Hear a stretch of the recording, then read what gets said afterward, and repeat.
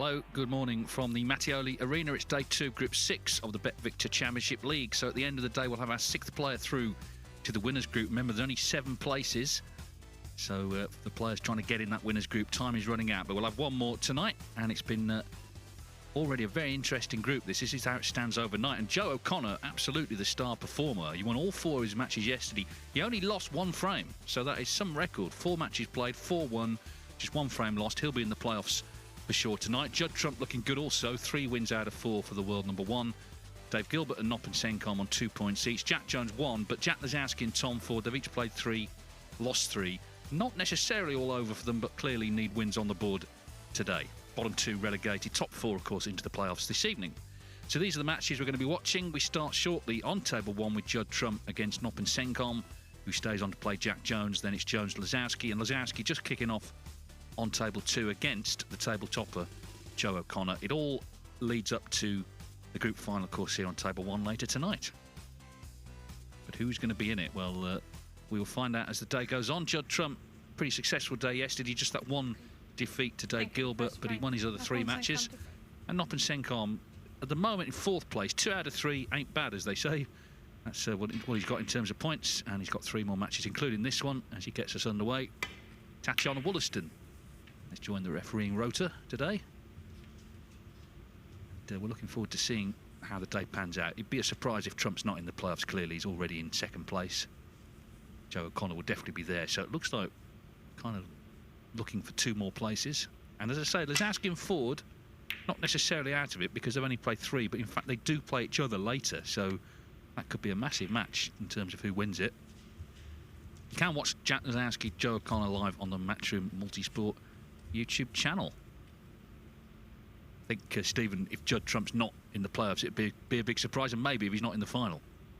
Yeah, it would. You know, he was the star man, I suppose, in this group coming into it, but I think Joe O'Connor has taken that title so far from what we've seen, as Noppon crunches in the first long red of the day here on table 1. Joe was superb yesterday. He went really under the radar as well. We noticed all his matches were on table 2. All his matches are on table 2 again today, so he's playing some really good stuff. This is a big match, though, because Noppon Saengkham has got the game in hand over Judd Trump. If he can get the win here, he goes to 3 points. Judd Trump could potentially be in danger, but it'd be very unlikely to not see Trump in the playoffs on 3 points already, but we'll find out as the day progresses. Well, saying Trump's last match is against O'Connor, so that could be perhaps a foretaste of a match tonight in the playoffs. We'll see. Noppon Saengkham, it was no surprise when I got here he was practicing. He always seems to be very, very dedicated professional from Thailand, of course.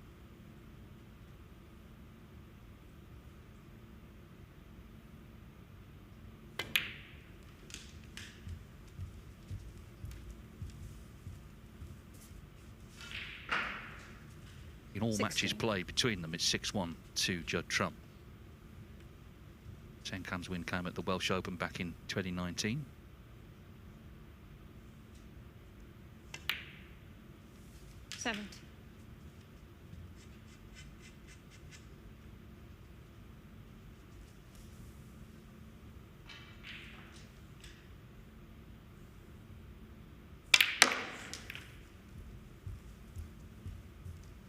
He's played a really good shot there, Noppon. Plenty of pace into that pack, just drawing the cue ball out, dragging reds with it.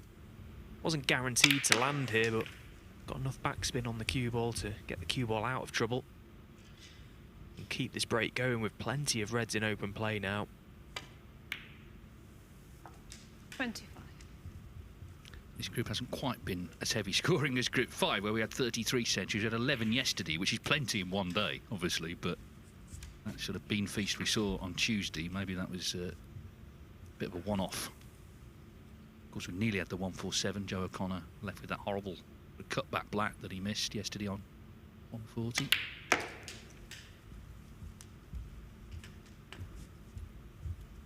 I'll be very surprised if we don't see another maximum attempt go really close. 29. Maybe not just in this group, but the next, and then winners group as well. The conditions are playing so good. The players all very, very happy with how the table's playing. The balls are opening nice, which is always a good sign for these players. 30. I mean, they make the game look easy in testing conditions, so when the tables are playing as they are this week, you can expect some heavy scoring, which is what we've seen.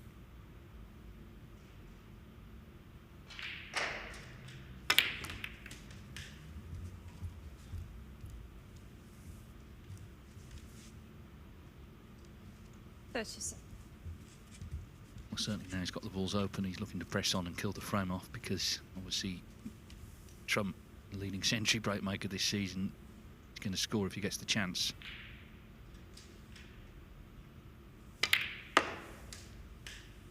But this is looking a golden chance for Noppon already, 38 in front. The one thing I just love about Noppon is, regardless of the tournament that he's in, regardless of the format, he always gives 100%. He always plays what he believes to be the right shot and commits fully to everything. You know, in these group stages, depending on the results and the matches, you tend to see a little bit of loose snooker at times. It can allow for that, but you won't get that from Noppon. He'll be trying his hardest regardless. Yeah, I mean, every shot basically has the same sort of routine, doesn't he? He's, you know, he's methodical but effective. You know, he's not a showy player. He doesn't have to be, as long as the balls are going in.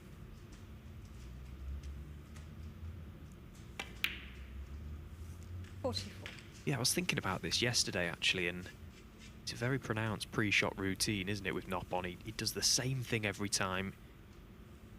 He's been under the sight right for a number of years, for as long as I can remember, actually. He's sort of an ambassador for that, and the thing with that is you have to fully believe in it. You've got to fully commit and trust it, and he does that. You know, it just gives him something to fall back on in his own mind. He's always been a brilliant snooker player. He's not become a brilliant snooker player just because of that, but it helps him under pressure. And he really does trust in it. Red's configured to the degree that if you're not on the one you play on, there's going to be another one on, and he's potted that to middle. Just needs to kill this off now. 59 lead with the black, so a couple more reds with colours should do it.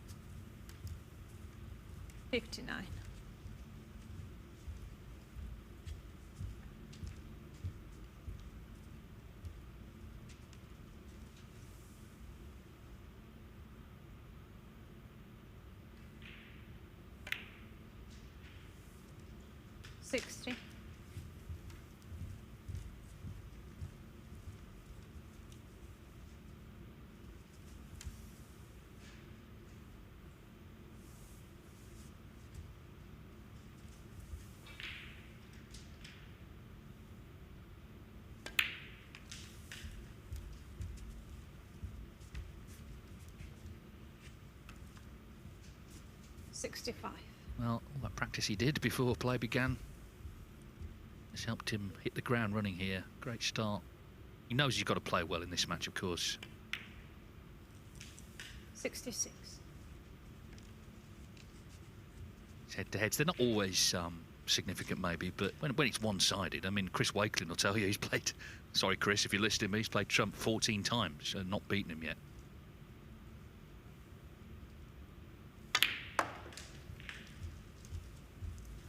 I suppose that's the beauty of this short format as well. It sort of creates a bit of a level playing field for the players. You know, over a best of 5, first of 3, anyone at this level can win. Of course they can. It's not necessarily something that the players will be mindful of, those head-to-heads. 74. Although no doubt for Chris, when he plays Judd, regardless of the format, he could play him in one frame, he'd probably be thinking about it. Problem is as well, it will be mentioned before the match, won't it? Oh, is this the time you beat him? And it just becomes almost self-fulfilling. It's not going to happen. The late Terry Griffiths, sadly, he passed away a few weeks ago. He never beat Stephen Hendry. Now, obviously, Hendry in the 90s was beating everybody, but for Terry, who's a great player himself, 17 times they played, never beat him. Incredible, really.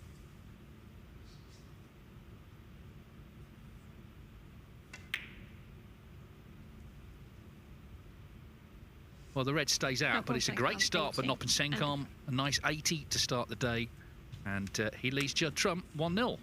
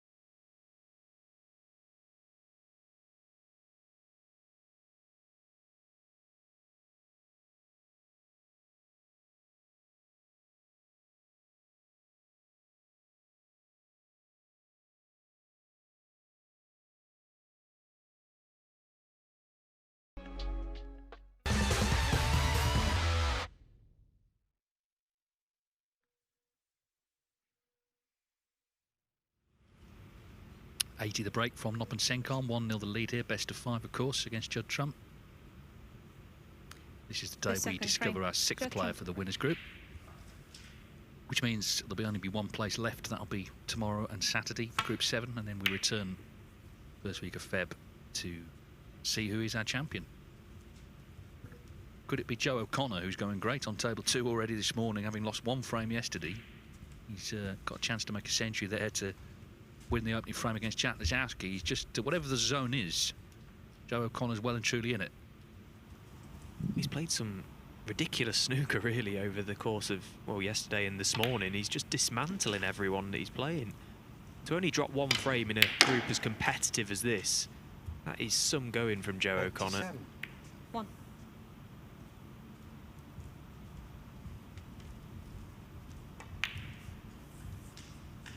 Green for the ton.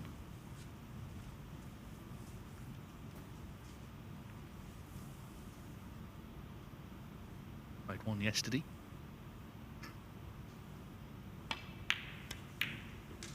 $102.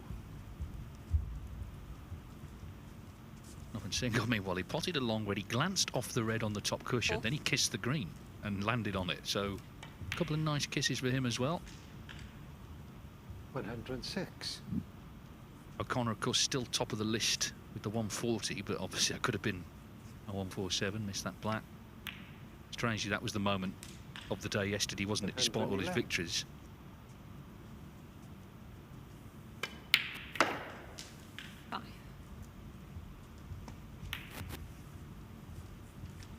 He's such a steady player, Joe O'Connor. He can actually get under players' skins quite easily, just how he sort of floats around the table. He's annoyingly good at this game.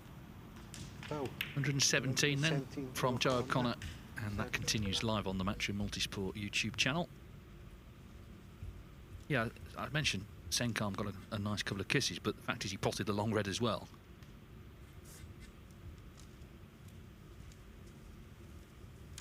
It's been a brilliant start to this match for Noppon. He's really hit the ground running, and that's absolutely what he expected to do on the practice table.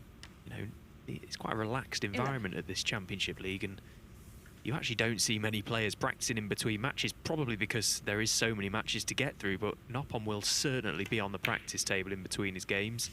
12. He's really taking it to the world #1 at the moment.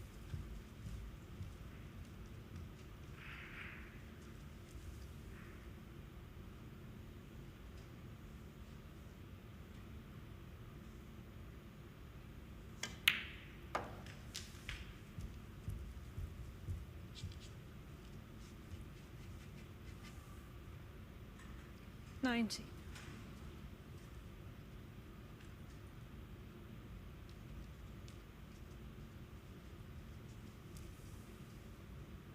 Chance to pop the red and screw out of the pack as well, bring more into play. Well, didn't really get too much movement on the reds.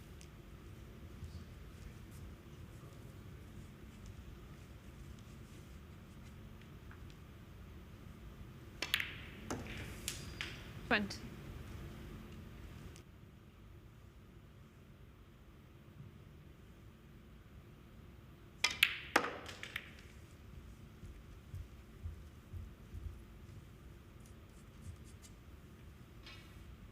Well, he's played that so well. The cue ball just arced off the top cushion there and just found the perfect little corridor through the reds just to hold the cue ball.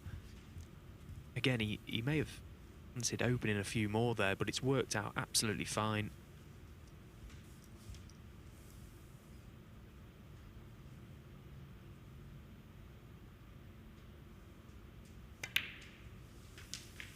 $28. Well, he's not put a foot wrong yet. I mean, he broke down an 80, but obviously he'd won the frame. First chance he's had in this one, he's in.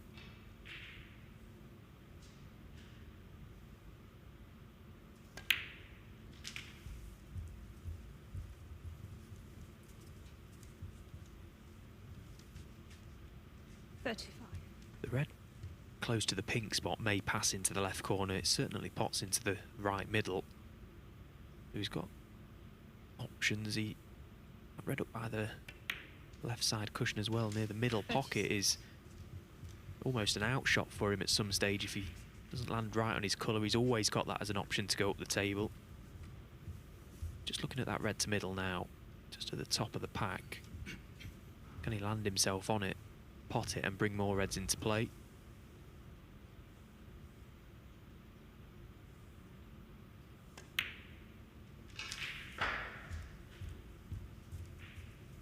Well, he's landed a little low to do that, but he still is on the red. 43.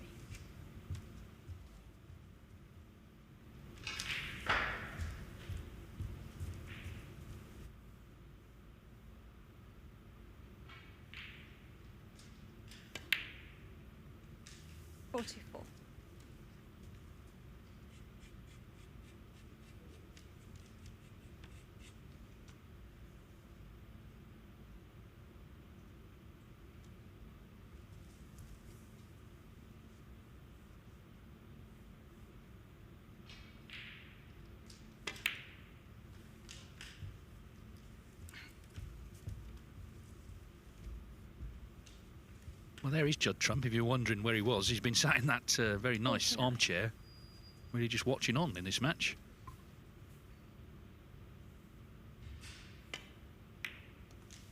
Yeah, he's not potted a ball yet, Judd Trump, in this game. And if this split goes right for Noppon, he may not pot another in this frame.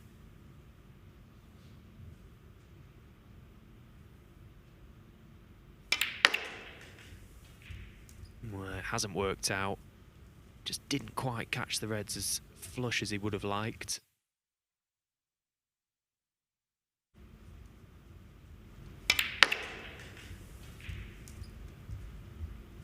No, so he's got a useful lead, but plenty still on.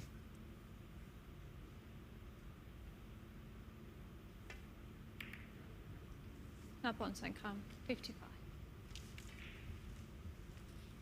Played that one well though, so Judd Trump will have a shot here, but he's in a spot of bother.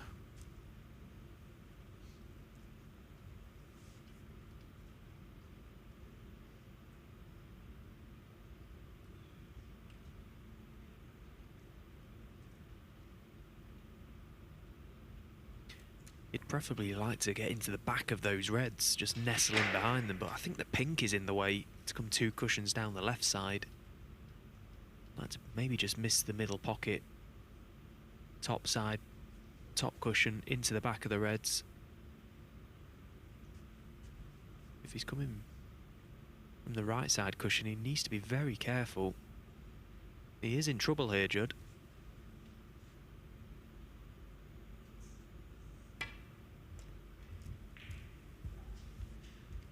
Yeah, it's a good line, but it's got no pace. Oh, miss. Noppon Saengkham, 4. Noppon does have a red, tempting him to the green pocket.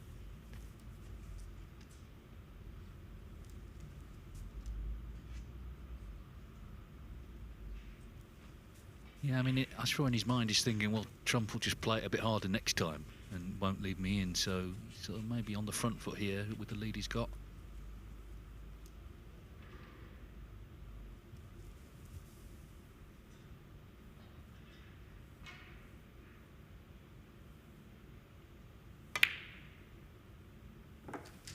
Beautiful shot. Yeah, I think he's made absolutely the right decision there, trying to keep Trump cold, and it was a half a chance to get in. Playing some really good stuff this morning, Noppon.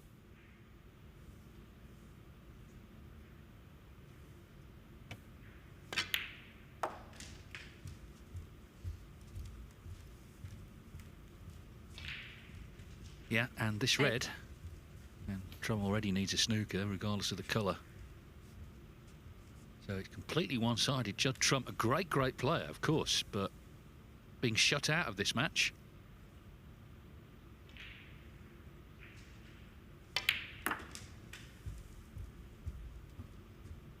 Nine. Kept it so tight as well, Noppon. He scored heavy when he's got in, yes, but even when he broke down, he made sure he absolutely nailed Trump to the baulk cushion with no shot. Just forced another mistake out of the world number 1.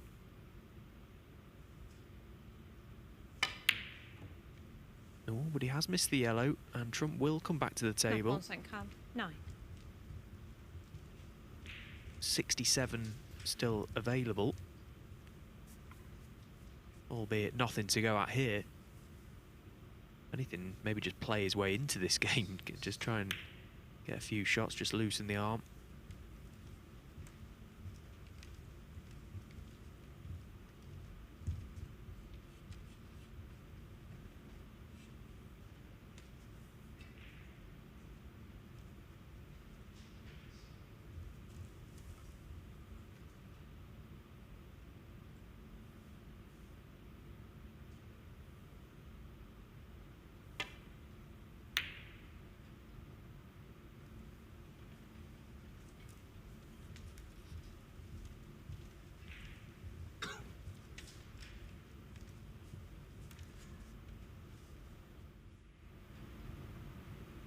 What he doesn't want Saengkham is to give Trump the chance to start potting and get his hand on the table, even if he doesn't win the frame.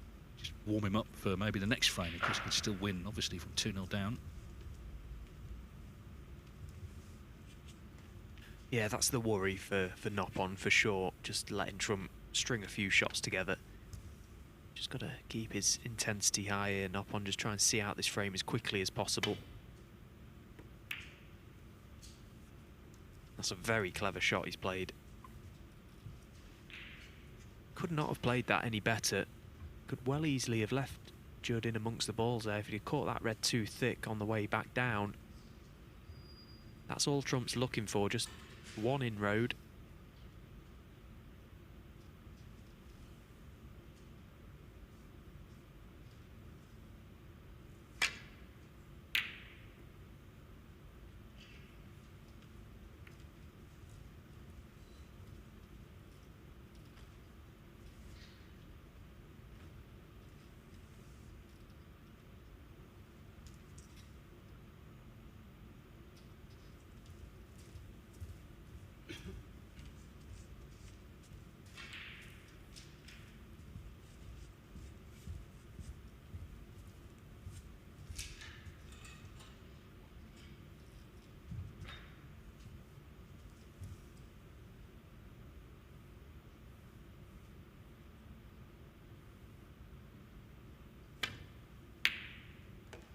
One.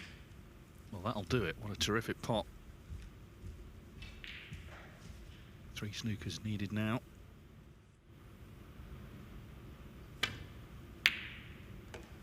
One.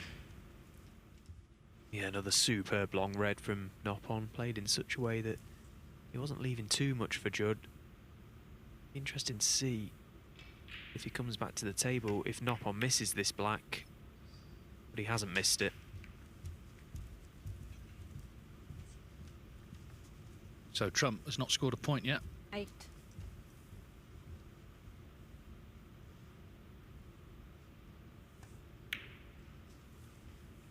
No.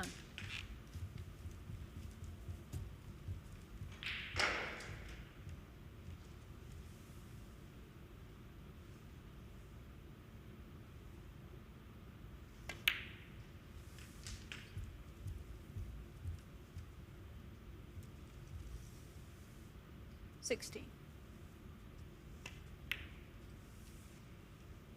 70.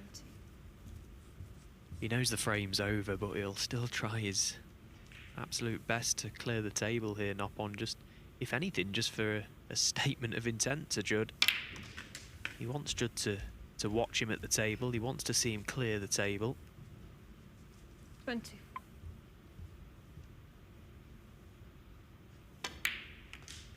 $25.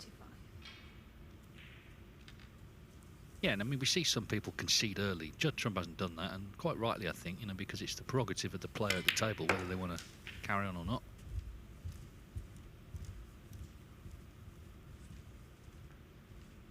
$28.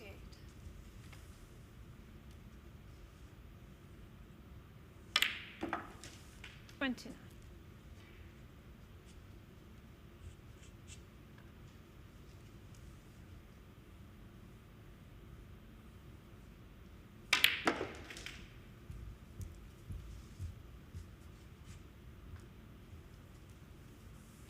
36.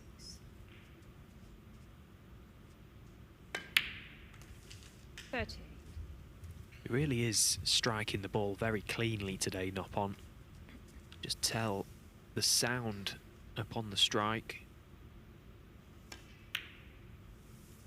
41.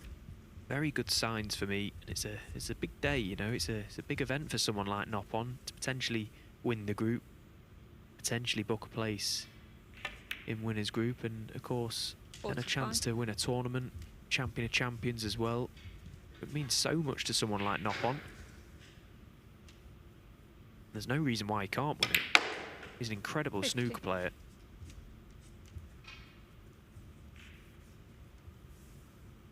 Well, it's certainly a dream start, this, for the tie against the favourite in this group. He's 56. knocking everything in, isn't he?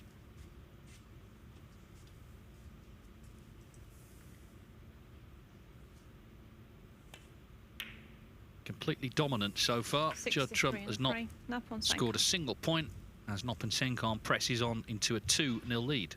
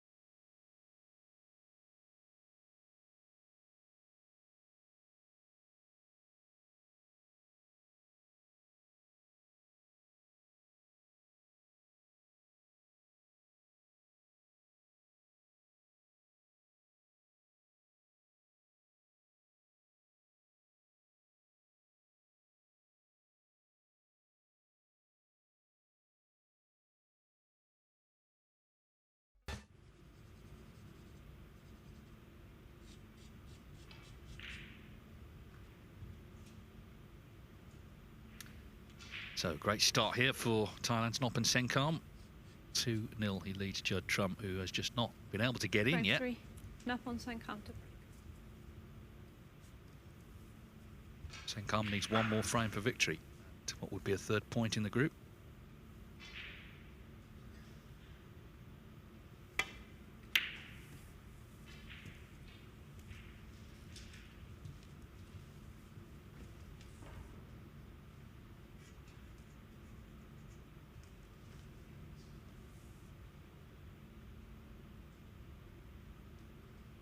We're trying to stay really focused here, Noppon, trying to see this game out, get this match won as quick as possible. But I think deep down as well, I'd really like to win this frame to 0. Not very often you can even have the chance to beat the world #1 without him scoring a point.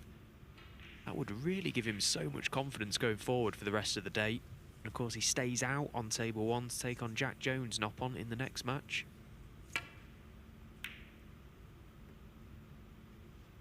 He's been completely frozen out of this game, Judd Trump. There's nothing he's done wrong. And he'll know that. Yes, and he's done it to plenty in his time, hasn't he? That's the thing. That's the thing about snooker. It's, you know, they're playing each other, but only one can be at the table at any point.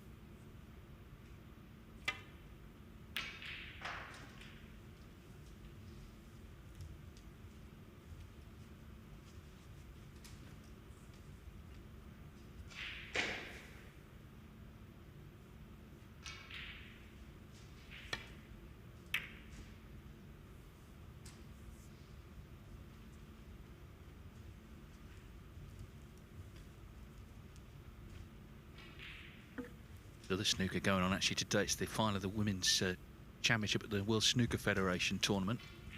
And Bayou lose 3-1 up against Mink Nutsheret, because Mink, another Thai player, I'm sure Noppon good friends with that. But Bayou Lu, of course, is the women's world champion on the women's tour. That's gone 3-1, best of 7.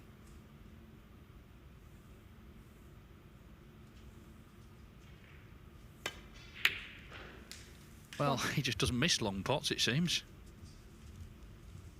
Yeah, he's just so drilled at that type of shot, especially with hand on table. He's one of them players, when he lines up for them, you just don't expect him to miss them. Hours and hours on the practice table just cueing this type of shot, just stroking them in like he does.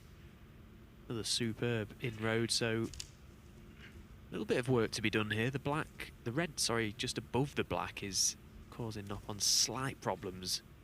Can he avoid any sort of contact to it, just floating this black in? Yeah, that's fine, because now he can remove that red and really open the black spot up. Pot this red up for the blue and then get to work. 8.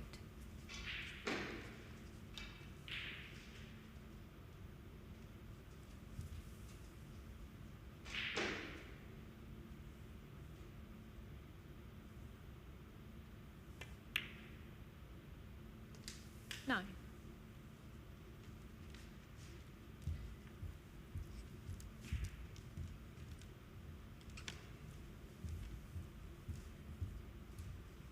That's probably the first poor shot that he's played in this game so far. Needed a greater angle on this blue. Just crept up top side of it, which means he can just top this cue ball through side cushion across the face of the pink. Side cushion again. Trying to land on the reds just above the black. He's got a little trace too much side on it. This red is now quite thin. 14.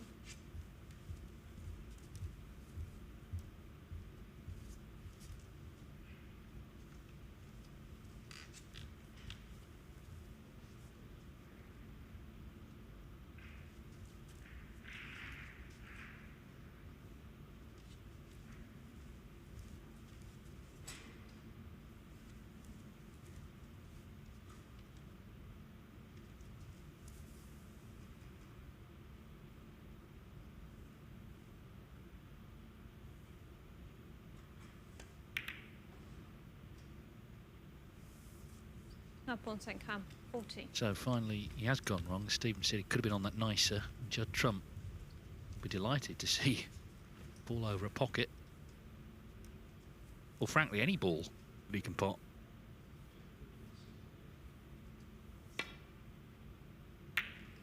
One.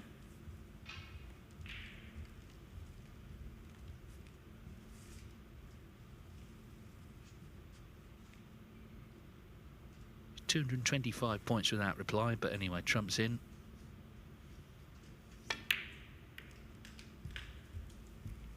Judd Trump yesterday made 4 centuries, so he's made 61 this season, and that's 12 of them here over the last 3 days, because he was in Group 5 as well. Lost in the final there to Matt Selt, 3-0. None.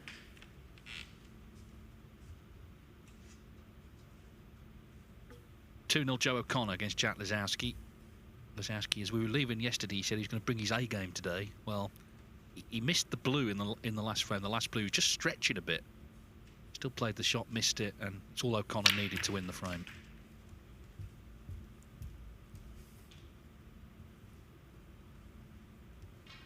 I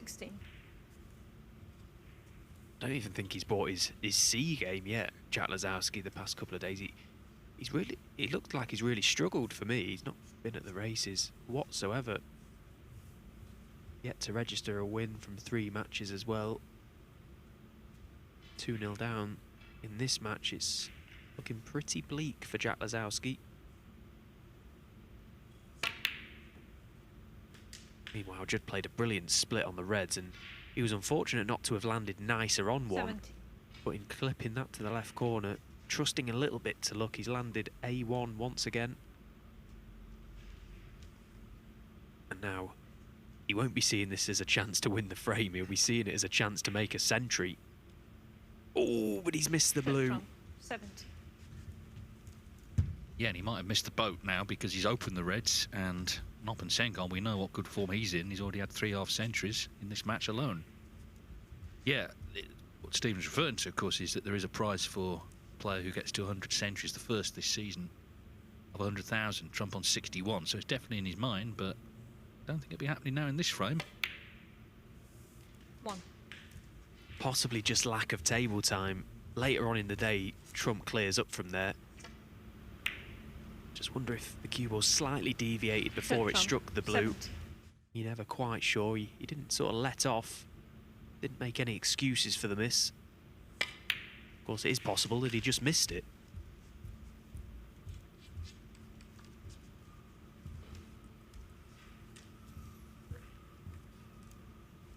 Seven.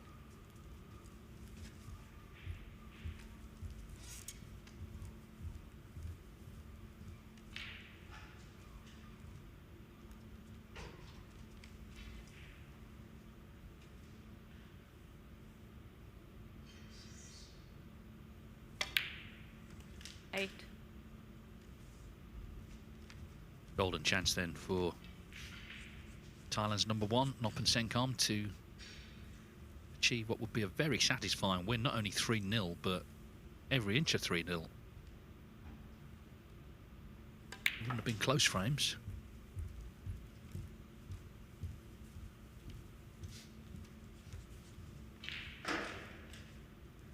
$30. If he does win, he'll go above Dave Gilbert into 3rd. Trump would stay 2nd because he would have won 10 frames, Noppon Saengkham 9, both on 3 points. 14. But he's got to get the win first before we can start thinking about that.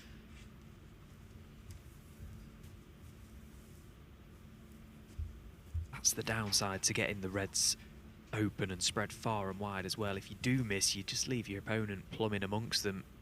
Although he didn't do anything wrong, Trump. He did absolutely the right thing, get them open.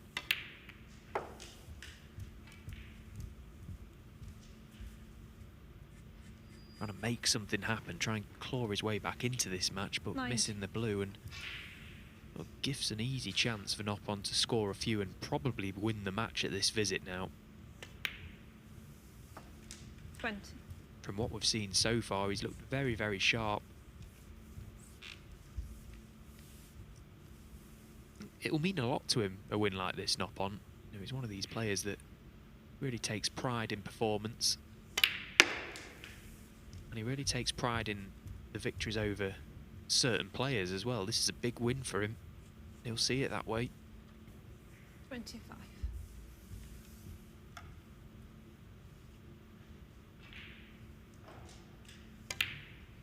$26.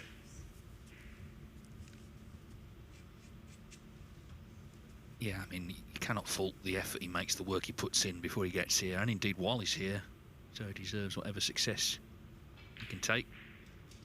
Of course, he has been in a ranking final. Gary Wilson beat him at the Scottish Open last season. This season, actually, the Scottish his best tournament. Just the quarterfinals there, his best run in a tournament, so he hasn't been necessarily blessed with form, or certainly results anyway. 34. He's certainly on my shortlist as one of the next players to be a first-time winner. But of course, that means nothing, really. My opinion means nothing, but I do think he's got a tournament in him. And when he wins one, maybe that will just open the floodgates. Who knows? It's just winning one is so tough. There's so many good players. Just because you're a good player, it doesn't guarantee you are going to lift a title. He's one of these, I think, you know, if he does win a tournament, no one will begrudge him for it, and he's one of the most liked players on the tour. As you say, such a hard worker, he'll have thoroughly deserved it.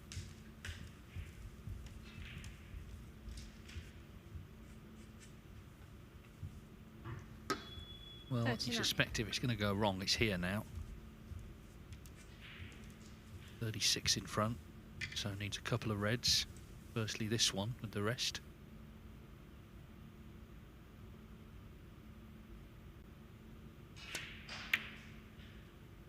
Yeah, Noppon Saengkham. 30. it was missable for sure. Maybe if Sean Murphy was here, it wouldn't have been, because of course he didn't miss any with the rest at the Masters. But now He has missed, so the match not done yet. Yeah, it was a tough pot. It's Noppon Saengkham. made more 30. difficult when you're just floating it in, and now Judd straight away trying to remove this difficult red.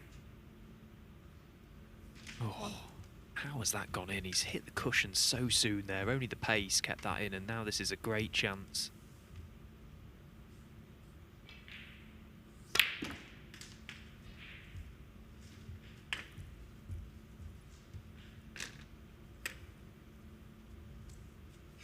Eight.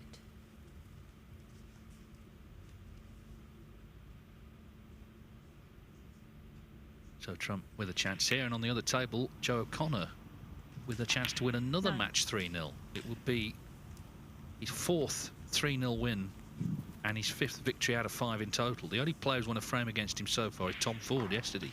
47. So an incredible performance. Joe's actually playing all these matches on table 2. If he comes onto this table for the final later, he might not know where he is, but table 2, he's loving life. 48. Does he know you don't get any extra prize money for nilling people? Of course, it's £100 a frame, every frame you win.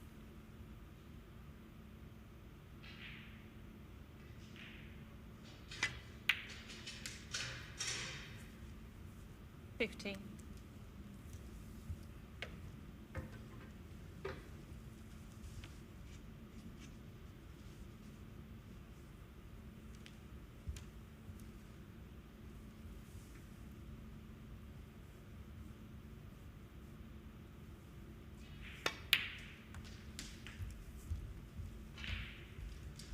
Well, something's going to have to go pretty disastrously wrong here to stop Trump winning his first frame, and it could easily have been 3-0. And the danger now, of course, for Saengkham, who's played so beautifully in the match, is that he could end up losing it.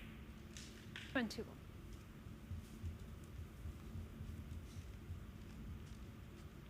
Yeah, and all of a sudden, he won't feel as comfortable, Noppon Saengkham, even though he's still very much in a commanding position, particularly with how he's played.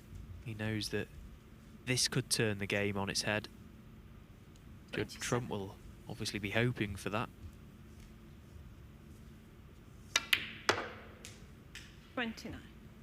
Got to remember the blues on the pink spot. Made so many colours clearances down the years, it's almost instinctive. Play on the blue on its own spot here. 32.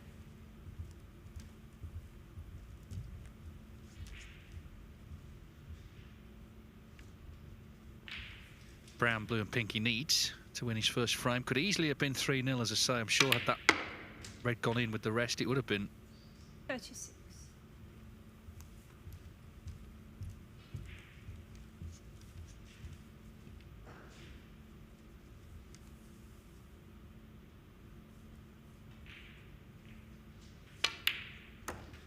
$41. So he's been very much kept quiet in this match, but the pink and Judd Trump is on the scoreboard. Of course, missed that blue early on. That could have been it. But the pink is in, and 47 Judd and a Trump frame. is on Judd the Trump. scoreboard. Noppon Saengkham will be disappointed. He had a chance there for 3-0, but his lead is cut to 2-1.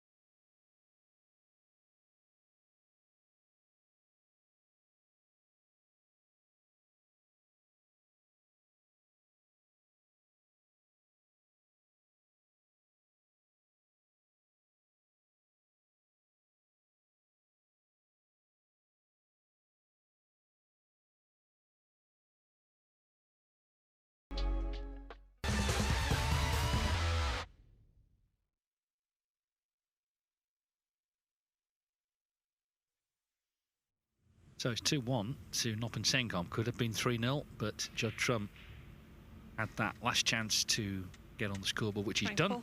Judd Trump to break.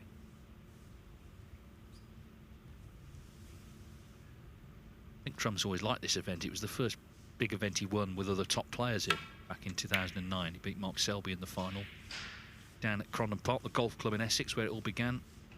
And that was a sign to all the other top players that he was going to be a real contender, because he was only 19 at the time. I mean, his name had been known a long time, but until you actually break through and win something, obviously you don't prove it until you get a trophy. So he's always supported this tournament. However, be concerned at leaving another long red opportunity. Well, that was a long way away this time. That's just that little trace of doubt that Judd has just planted in Noppon's mind. Frames 1 and 2, he was pumping these in for fun, Noppon. He's nearly full ball, that one. It's that little bit of pressure that Judd has put him under now. He's still a big favourite to win this game, Noppon, the way he has played, but Judd has given him something to think about for sure.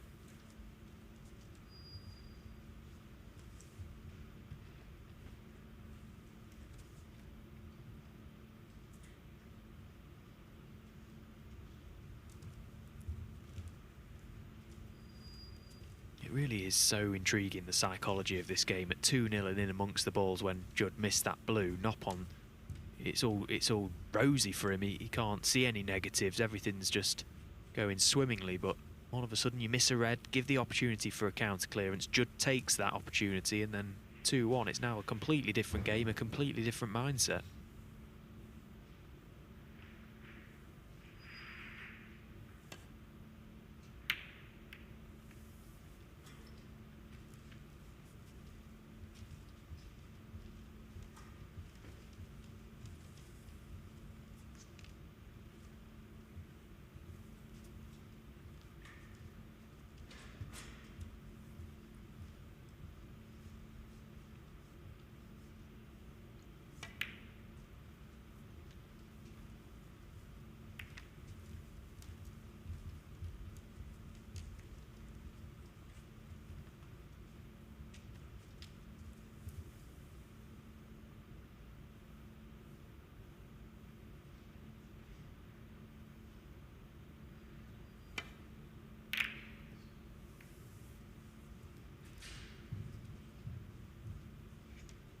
This is a very good shot from Noppon.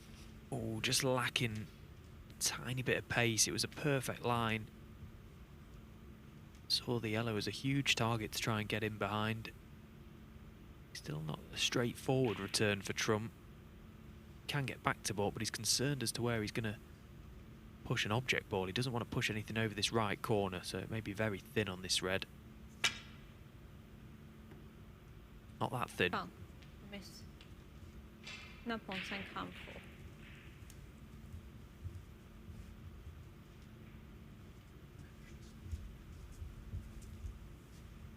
Good to see Tatiana Wollaston here today, one of the best referees in the game. Of course, Ben was commentating earlier this week.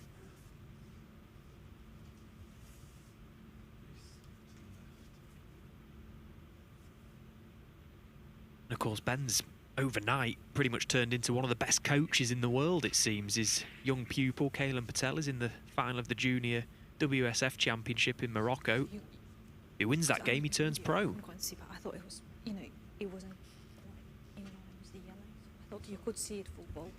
Yeah, I couldn't see this one. Not this one, but the other one. Yeah. Yeah, they're just clarifying that he can see this full ball. Of course, it becomes important if he misses a second time, because if he can see it full, then it would be a warning. Okay. But if he misses a third time, it's frame and indeed match to his opponent.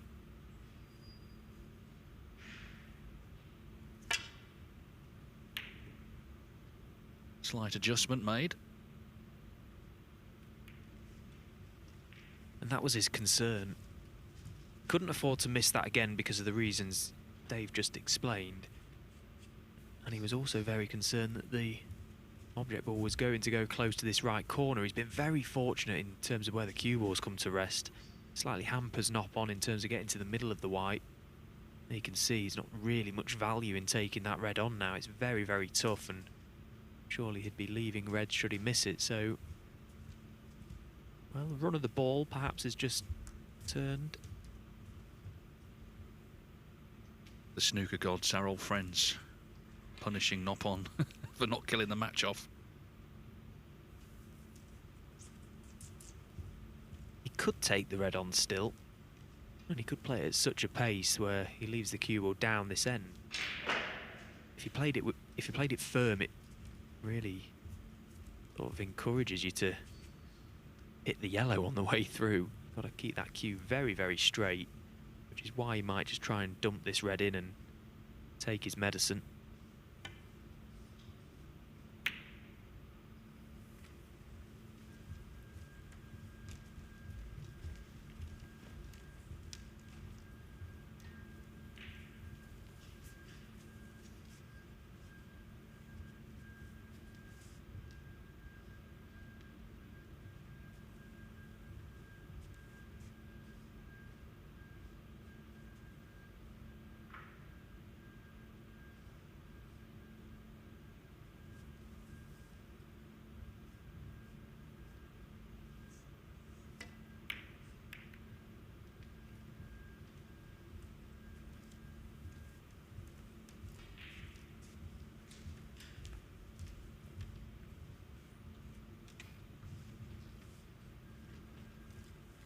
Now then, the second match has started on table 2. Tom Ford and Dave Gilbert. Ford rooted to the bottom of the table at the moment. No wins out of 3. Gilbert, though, in third place, 2 out of 4. Got a bit frustrated last night in his last match with Joe O'Connor. Banged his cue on the floor, but he's had, I'm sure, a good night's sleep. And he's in, as I say, a good position to be in the playoffs later. And as you can see, he's at the table in the opening frame.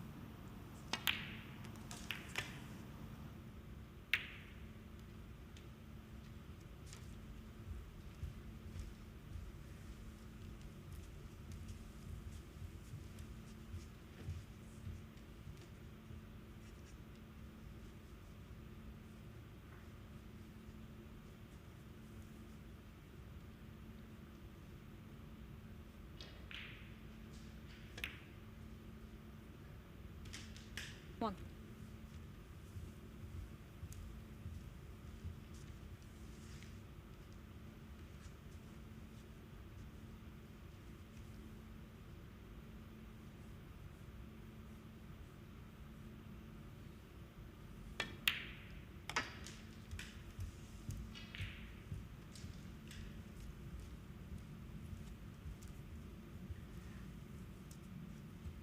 Seven.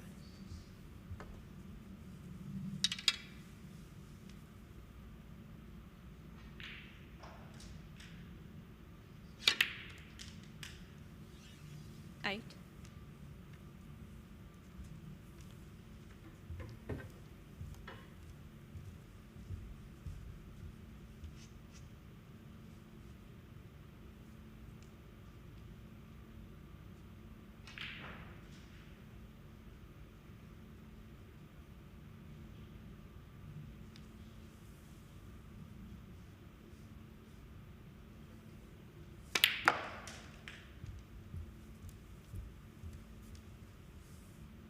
Well, that's not a good shot that he's played.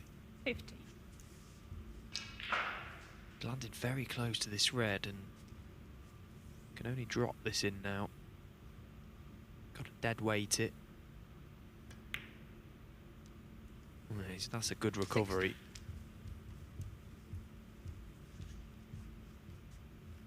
Thought he might have been just queuing over that red on the top cushion. Could just get enough to the middle of the white. Now taking the chance to go into them. Not landed perfect. Might have fancied being on something easier than this. He's got a pretty straightish red to the green pocket.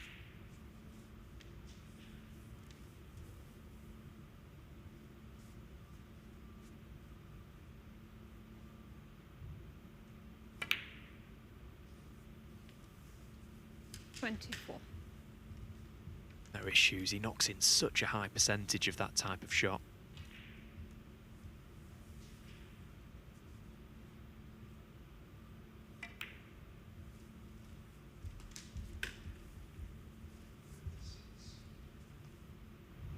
Yeah, this match has turned, doesn't it? I mean, Trump was shut out, frankly. We didn't know how he was 20. playing first 2 frames because he just wasn't getting a shot. But since the chance came in that last frame, of course, he 30. missed the first one because he missed the blue, but Noppon missed that red with the rest, and now it's all Judd Trump. It was interesting, at the start of the frame, Noppon Saengkham missed a couple of long reds and just been maybe unsettled by not closing the match out. And I think it does come down a little bit to who he's playing as well. Playing someone who's beaten him 6 times out of 7, is the #1 player in the world. That's got to have an effect. I know they always say play the balls, not the man, 37. but the fact is the man is Judd Trump. Yeah, it's very hard to do that. And from Judd Trump's perspective, at 2-0 down, as I say, the psychology, he wouldn't have been, that concerned because he'd not put a foot wrong, Judd. He was just frozen out. And I suppose at 2-0 down in a best of 5, it was just about trying to keep Noppon honest. Just try and put him under pressure, just ask him the question. Which, eventually came. He made the mistake, Noppon. Judd made the clearance. And as you say, this match has definitely turned. 46. That is all you can do when you're behind in a game. Just try and keep battling on.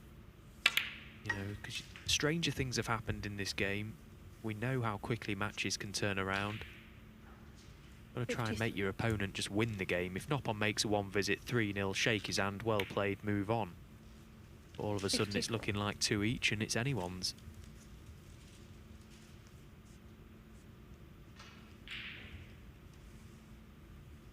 Dave Gilbert, meanwhile, has won the opening frame against Tom Ford on table 2.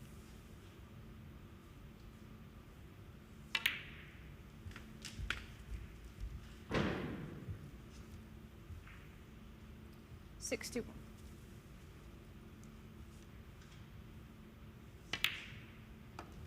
'62. Chance for a century as well, which is a little bonus for Trump. If he can get another one on the board, it would be 62nd this season.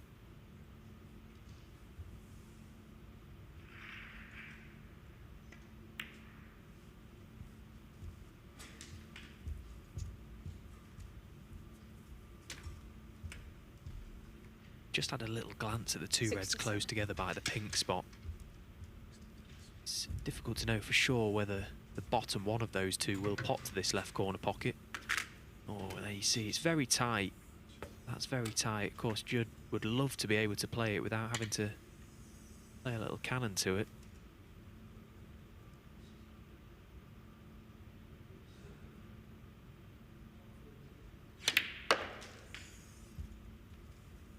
'68. So this black takes us the distance. Once again, when this disappears, it will be all about the century for Judd.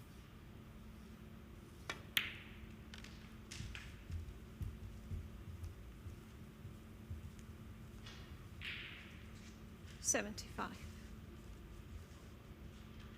You will need one of those 2 reds by the pink to make the century, so again, just looking at them, working out what to do, because he can leave the angle from this black to play the cannon. 76.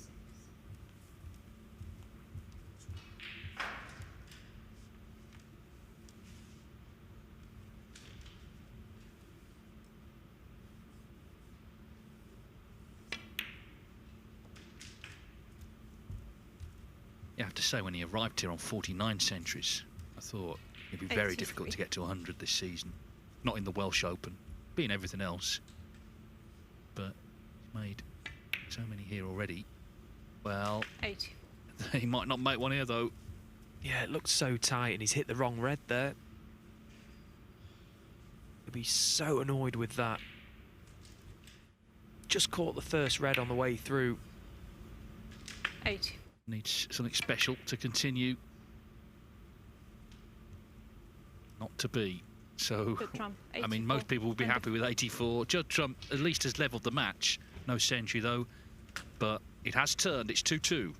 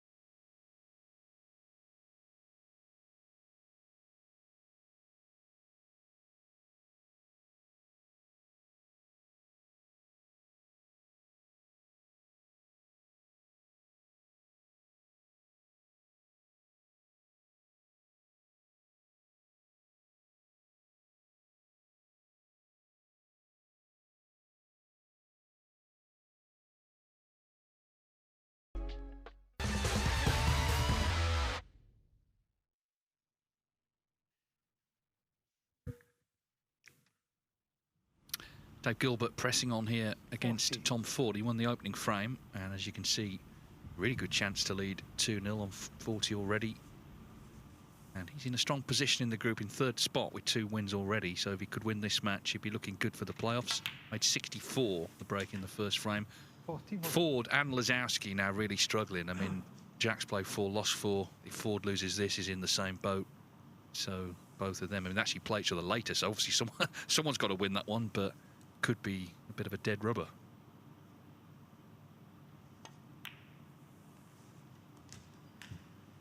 Gilbert, a former winner of the ranking event version of the Championship League, of course, 2021. 46.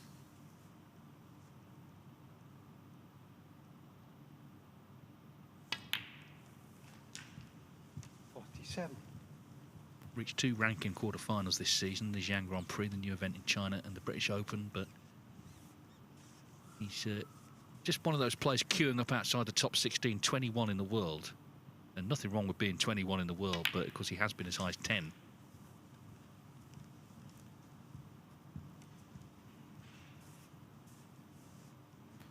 $54.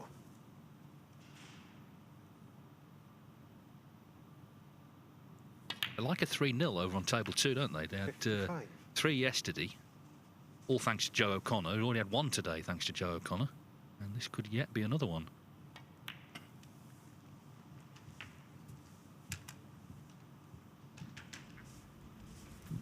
But here on table 1, it's a decider Noppon Saengkham between to break. Judd Trump and Noppon Saengkham. Saengkham made all the running, 2-0. Trump did not score a point, but since then it's all been Trump, really. He made that good clearance in the third frame after Noppon failed to kill victory off and then completely dominated the fourth, albeit didn't make a century, broke down on 84. You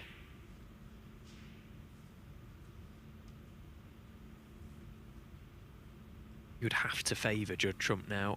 Now it's gone the distance, purely down to his pedigree and the fact that Noppon will probably be feeling a little bit of pressure to not let this one slip away and to try and land a big scalp. But he's certainly capable, Noppon. He's a brilliant player, as we've already mentioned, and this now becomes a different challenge for him.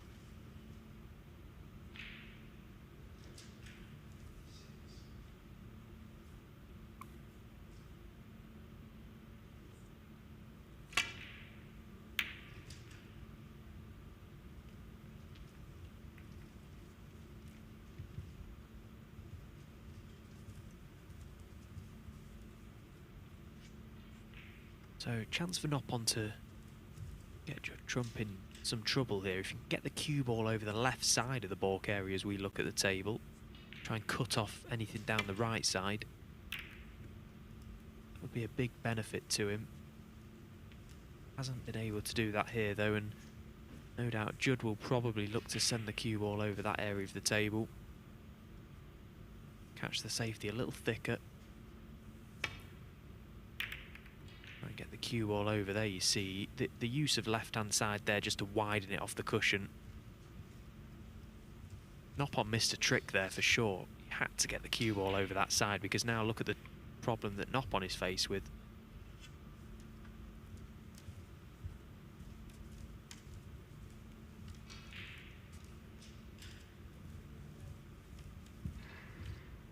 Dave Gilbert, meantime, has made a century, which is still going, but the ton is in, so a terrific start for him. 2-0 over Ford.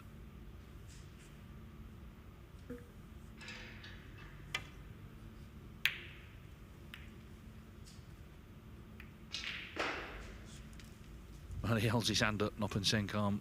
That could easily have gone badly wrong.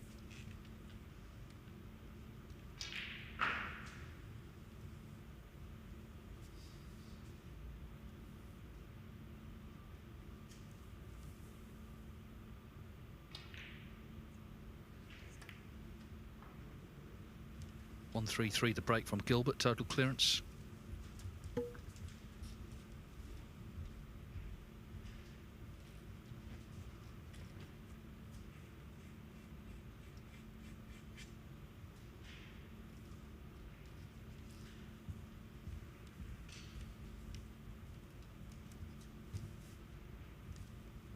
Judd Trump has certainly got the upper hand in this little safety exchange, and it all came from that shot a moment ago when Noppon decided against playing a thicker safety.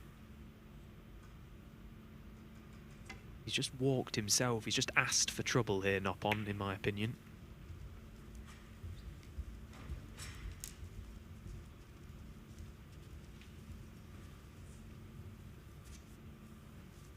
All he's able to do is just contain the situation. Very, very difficult to gain an advantage.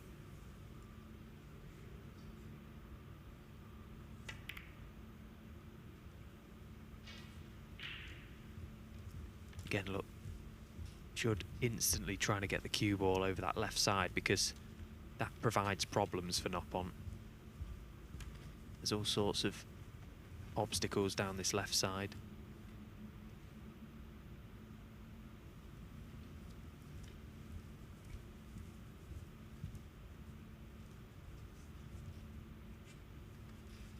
May try a crafty little one. Just try and pop this red closest to the left corner pocket, possibly with the use of the cushion first. Try and float it in. Yeah, it was tough.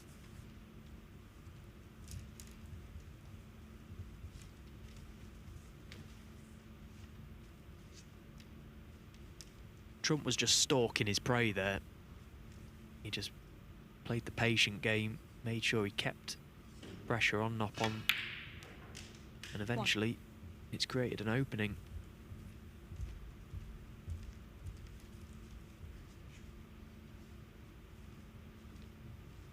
Just shows that even in a short match like a best of 5, you know, you can have crunch moments, and obviously Noppon Saengkham, when he was closing in on victory in that third frame, he just left himself. It wasn't an easy red by any means.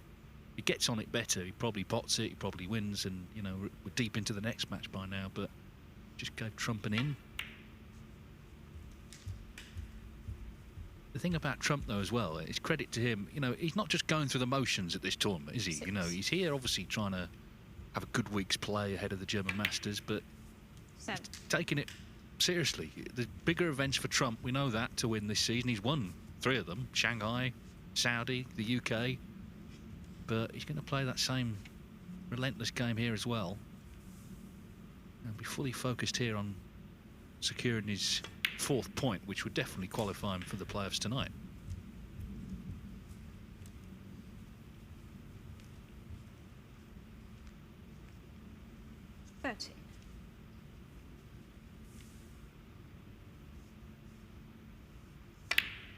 Thing with Trump as well, you know, he enjoys his life, as he should do, away from the tournaments, but at the tournaments it's all about just being in the right place to play. His brother here, Jack, is here making sure as well that, you know, he does everything right, prepare properly, and you can enjoy all the trappings of success when you get a bit of time off. Not that there's a lot of that these days.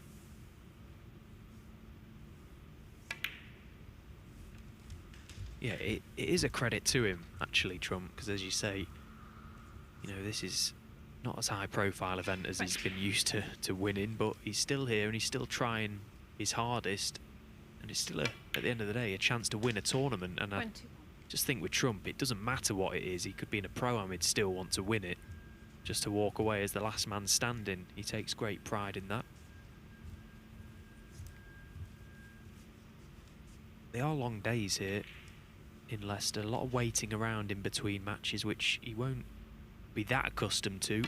Usually he turns up, plays his game, quite often wins, and then gets out of there, chills out. They are long days. He's dealt with it well. 28.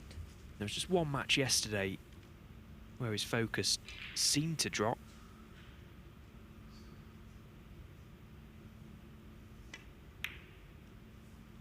$29.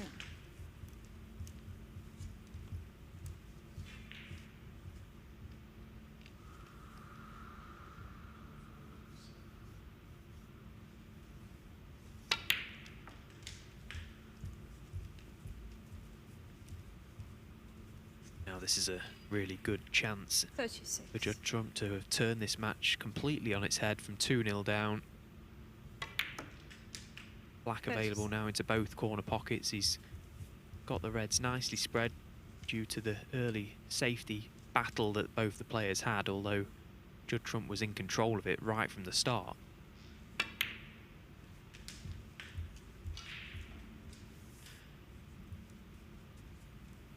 $44.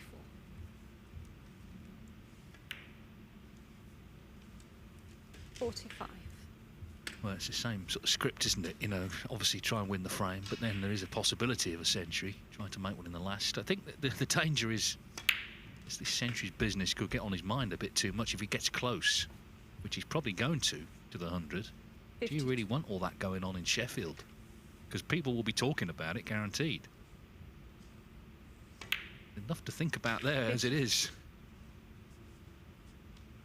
I know it's not the worst problem to have, whether you're going to win another 100 grand or not, but might just sort of get in his head a little bit. He did with Neil Robertson, actually, when he... I mean, there was no prize then, but when he was going to be the first man to make 100, he missed a couple of chances in the World Championship 60. just because of all the talk about it. 61.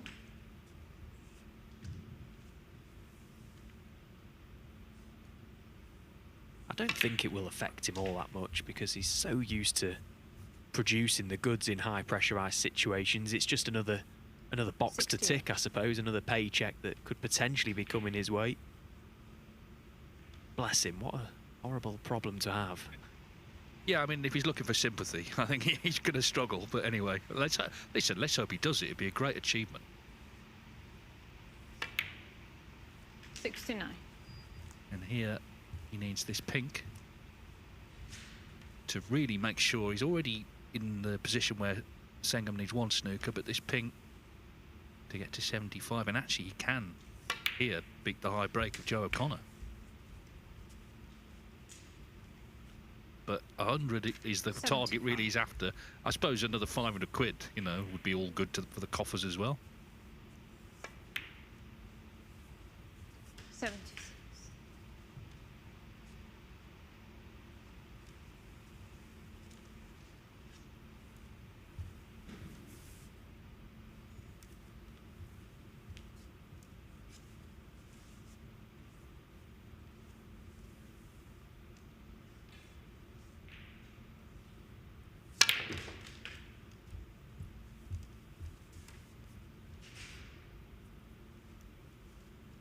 That's a very good 80. shot to get there from where he was. Immense top spin.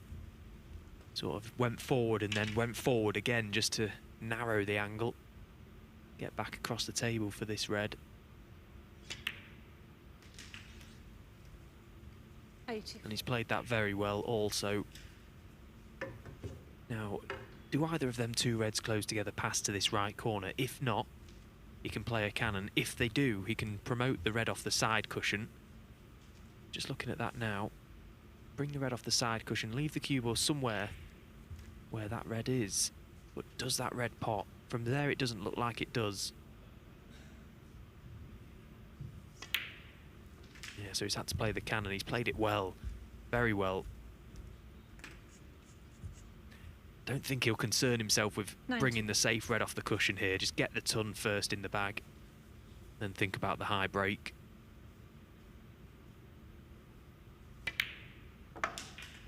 $92.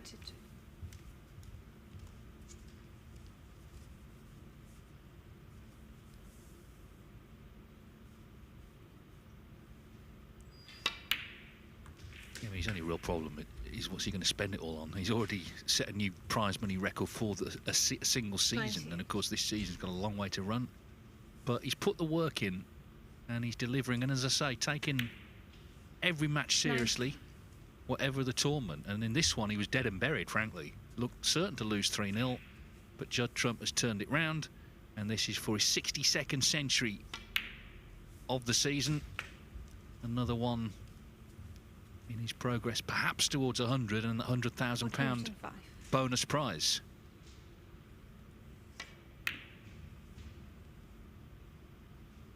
And now 106. he doubles the red.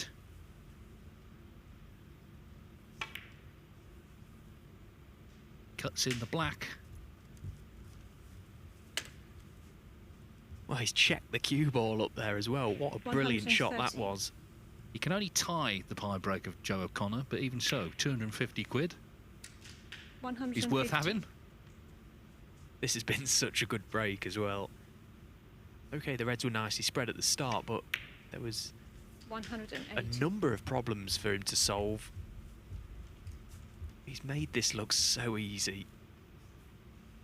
Yeah, he's an extraordinary talent, but it's not just talent, it's 120. focus as well. It's just cleverness that has helped him reach the zenith of the sport.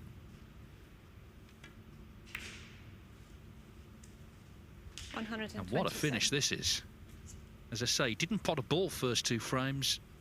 Noppon Saengkham was looking good for 3-0, missed a red with the rest. And Judd Trump has done the rest. 133.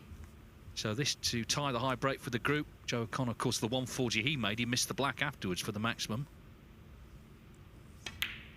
It's been maximum 140 concentration and frame focus and from last Judd shot. Trump. A 140 total clearance to win the decider.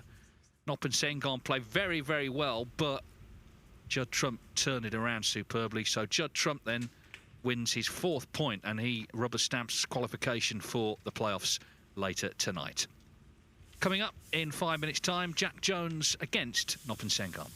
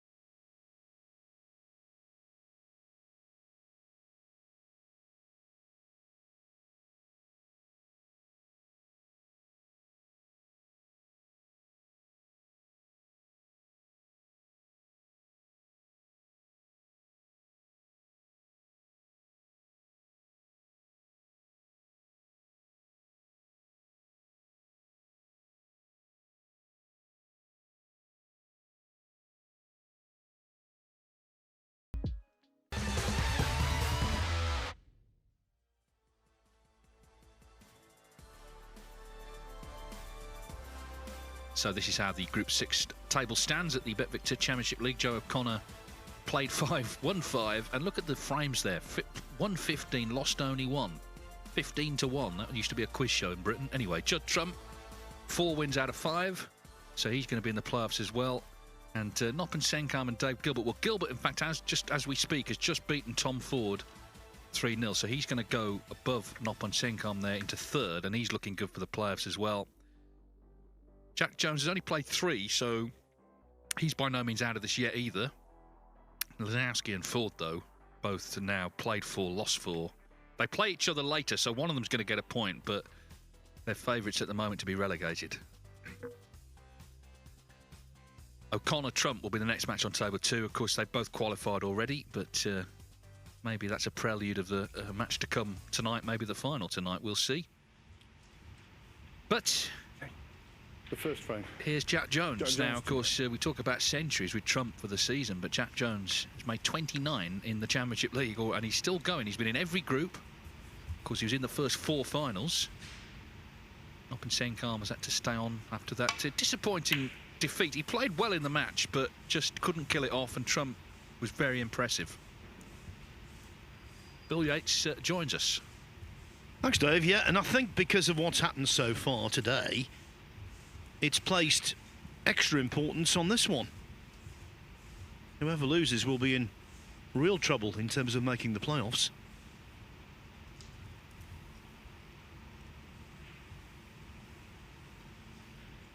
Yeah, Jack Jones has got back-to-back matches. He plays Lisowski, and then he will play Dave Gilbert later in the last match. He'll know the position by then.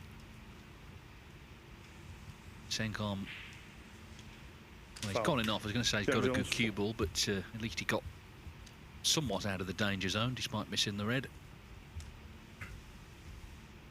Jones has done something very special in this event, hasn't he? Just the relentless scoring, and also I think you've got to credit him. You know, he hasn't had that attitude, oh, I don't want to be here. You know, you can get fatigue in this event day after day, but he's kept turning up and he's kept playing to a very high standard. Yes, and if he can make the playoffs or finish 5th, that will guarantee another 6 matches in Group 7 tomorrow and Saturday, so the record probably will be extended. Lovely pot. Lovely pot. Easy, obviously, to gain position on the brown in relation to how that pot would normally be. Nevertheless, a fine effort.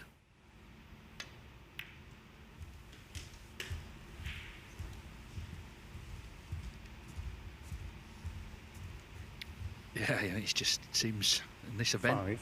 he's bringing his practice form to the table. Not always easy to do, of course, in tournament play. 6. Remember, he made a maximum in an earlier group. Could have had one actually yesterday, couldn't he? But looking to make a good start here. As I say, he's got matches in hand. This is only his 4th match. He'll have another 2 after this.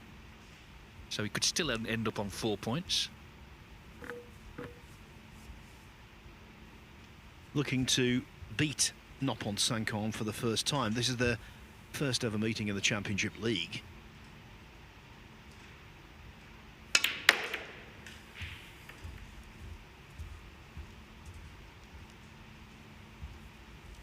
No great fortune with that split. Yeah, they've played twice before.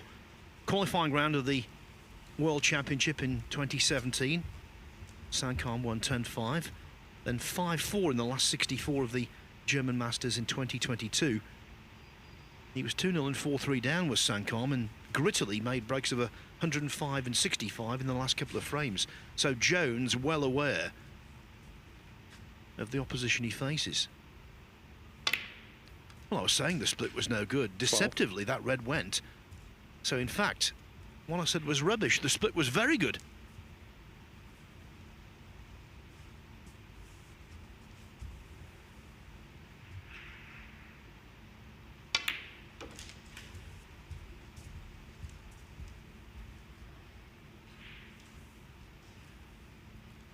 $70.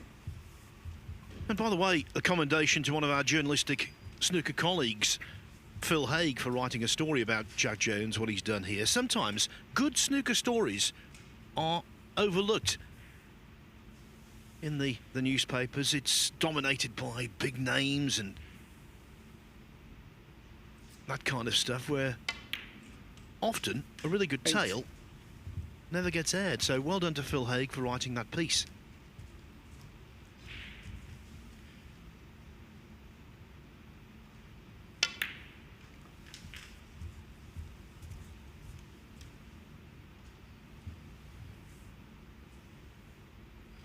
$25.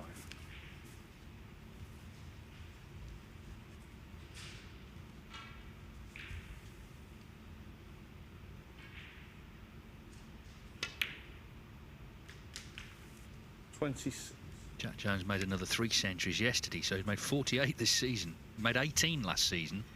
Bearing in mind that included a run to the World Championship final with all the frames that he played in qualifying and at the Crucible.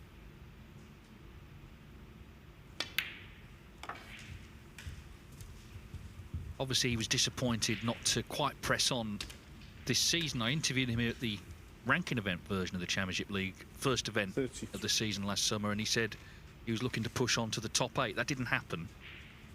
He lost his top 16 place, but of course he can get it back in time for the World Championship and be seeded at the Crucible. 34. Either way, it'd be dangerous. Again, of course, if he qualifies. A top 16 would probably prefer him to actually be in the 16 so they can avoid him in round 1.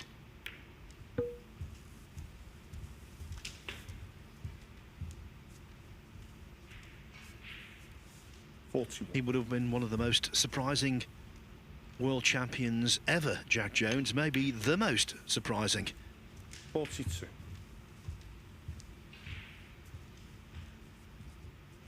But he's showing here that he deserves his place in the upper bracket of the game.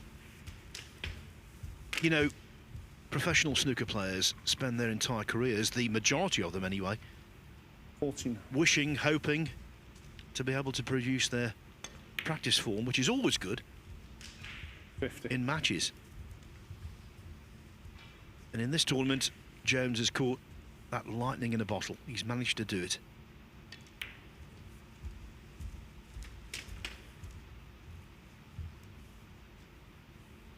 $57.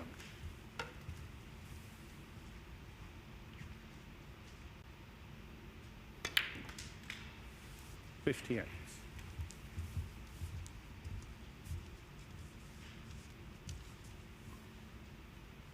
This is going to be one of those very swift frames. We've seen an awful lot of them. Got in early this morning. 65. Got some work to do, some research. First person 66. I saw in the arena practicing away, Noppon Saengkham. Breakfast practice. He never stops. But he's not getting much opportunity to indulge in the real thing here. 73. And he was going so well, up to 2-0, and indeed in frame 3 against Trump. Just one miss. It was a difficult red with the rest. Had he potted it, he would have won 3-0, I've no doubt about that. And then it all went wrong. 74. And of course, Saengkham hasn't secured his place by far yet in the playoffs. He's gone 2 points out of 4, so he's in 4th spot, but he can be overtaken. Only got one match, obviously, after this one.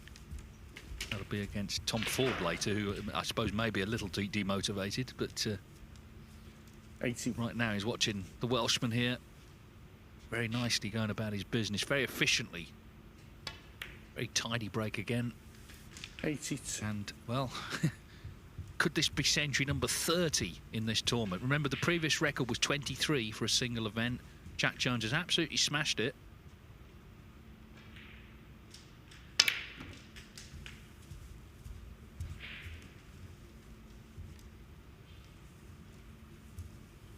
$89. Yeah, sure. Of course, the pursuit of centuries for Judd Trump is about cash. For Jack Jones, it's about pride and establishing a mark that will be in the record books for a very lengthy amount of time, it would seem to me.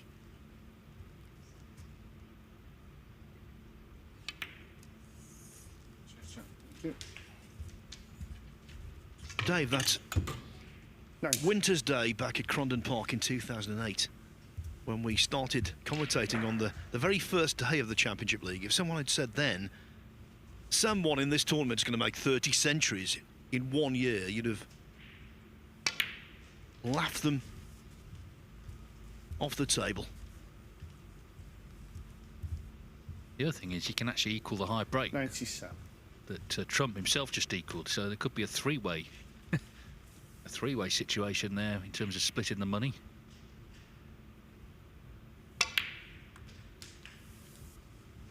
'98. But this black is for century number 30 in the tournament for Jack Jones, a relentless scoring performance from the World Championship runner-up here in this tournament.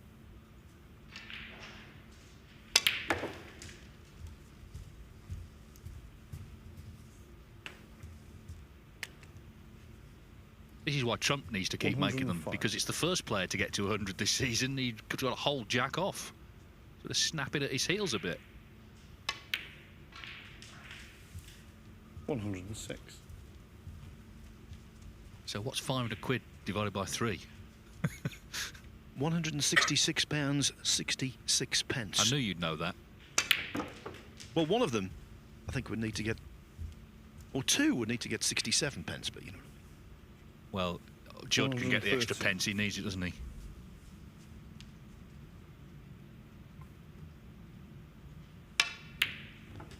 He's saying I'm frugal, Dave. 150. There's one word for it. Jack Jones has been terrific here. What a start to the match, you know, coming in cold. Of course, Noppon 180. Saengkham's had a match already on this table. But, well, I think Jack Jones will miss the Championship League when it's over, because, my word, he's played some stuff here. Can he win a group, though? Been in 4 finals out of 5 groups. Great to see him in the winners group, considering what he's contributed to this tournament.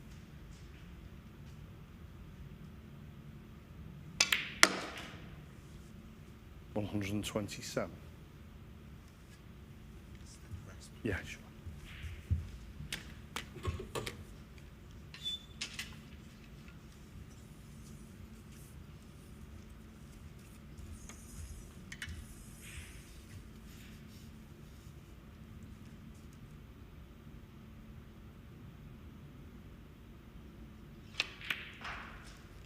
Oh, not to be. Jack He's Jones, made the century, but hasn't 127. equalled the And the high first break. strike. But nonetheless, a 1-2-7, a fine start. Jack Jones leads Noppon Saengkham 1-0.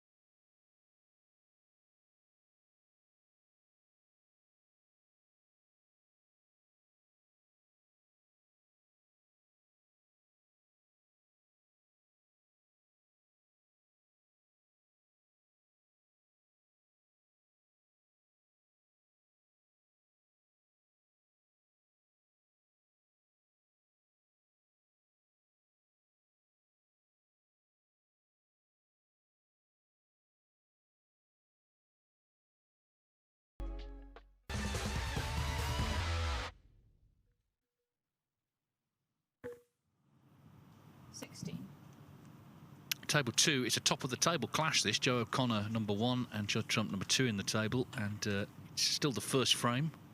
So they're both qualified, but as I say, they could well play each other later. It'd be interesting to see whoever tops the table ultimately, whether they buck the trend of, so far, every group person who's finished top of the league stage has not actually won the playoff. So we don't quite know who it's going to be yet. Trump could still, if he won this match, Trump actually would finish above O'Connor on frames 1 if he won it 3-0. So it's more likely O'Connor's going to be top. But anyway, we'll see what happens when it goes to knockout later. With regard to this frame, Trump was in first, went into the balls, a little unlucky not to leave himself anything easy. So the break ended, and O'Connor's now trying to hit back.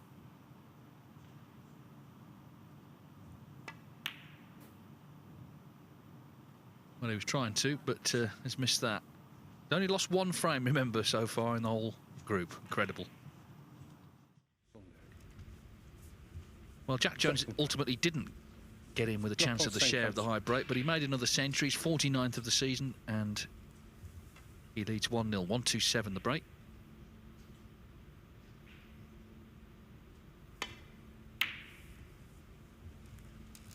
And for a non-top 16 player to make 50 centuries,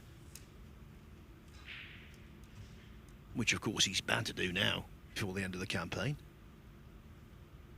that's something you don't see too often. Well, in his whole career coming into this season, he'd made 75.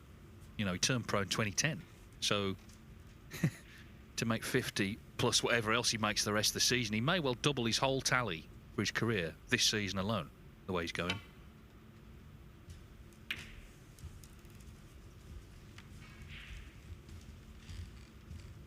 And here's the rub of it. I think with the experience he's gained, what he did at the Crucible last year, I think he enters the World Championship this time a better player than he was 12 months ago. Now, that's no guarantee of going as deep, of course. But I think he's playing the best snooker of his career by far. Well, I mean, he himself didn't get carried away with the performance. Obviously, he loved getting to the final, but he didn't get a big head about it, actually. Seems quite a grounded chap in general. Plays Alan Taylor next week in Berlin at the German Masters on Monday night. Certainly going there match fit, isn't he? And there's further evidence. Another long red is powered in. Yes, and the 1-2-7 in the previous frame began with a red from distance. When you think about someone making a lot of big breaks, you think about cue ball control, and obviously that's been good for Jones, but potting from distance has also been really sharp.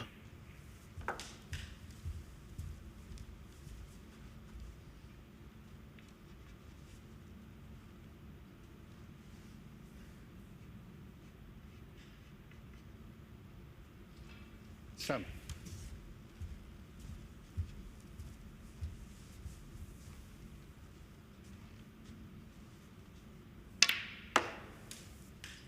Eight.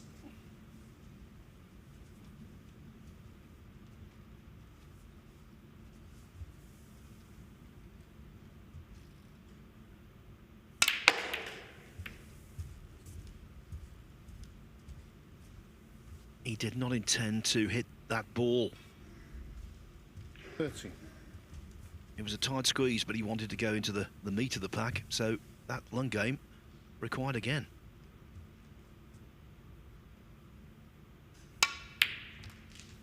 $14.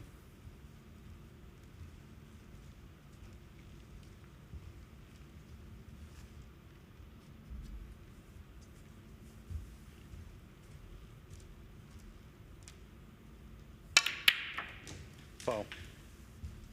How unlucky is that? 14. Okay, I think Noppon Saengkham he will be foul. consoled by the fact that the cue ball screwed off the bunch anyway. Foul. But had that red rattled and stayed over the pocket, of course, the break would have continued.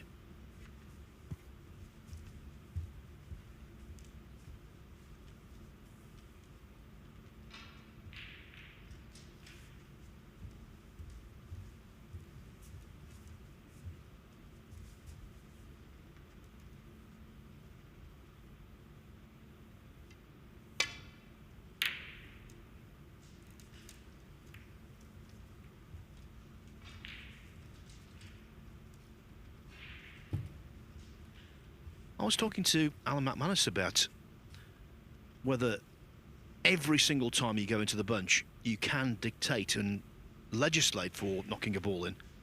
And he said, well, sometimes, yeah, but very often it's out of your control. So essentially an occupational hazard that you hope doesn't crop up too often.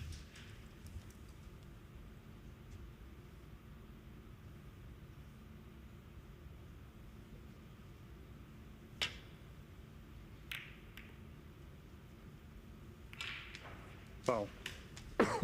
Jack Jones 4. Well, maybe it was better in that pocket, actually, than staying out. It might have left an easier red. But he'd be concerned with the long balls that have been flying in from the cue of Jack Jones. Things just have unravelled for Noppon Saengkham since he failed to close out the 3-0 win over Trump.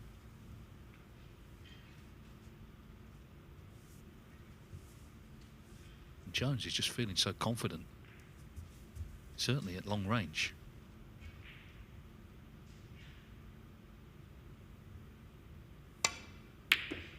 But he has missed that one. Yeah, the reason for the miss, the added complication of applying quite a lot of side and over distance. That makes the shot so much more difficult.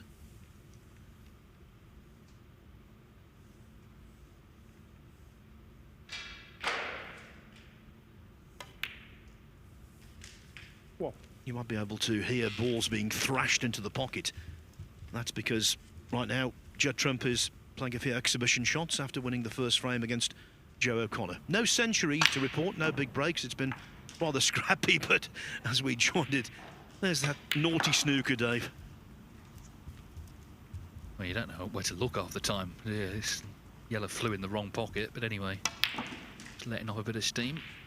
8. Going to be, well, it's an interesting brown he's going to play here, the side cushion.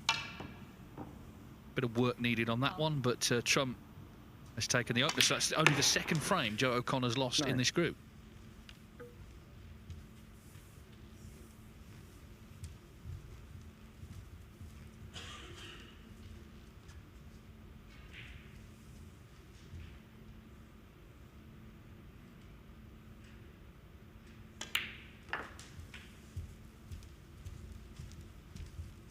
Three Asian players are coming into Group 7 tomorrow. Zhou Yulong, Zhao Gudong and Fan Zhengyi.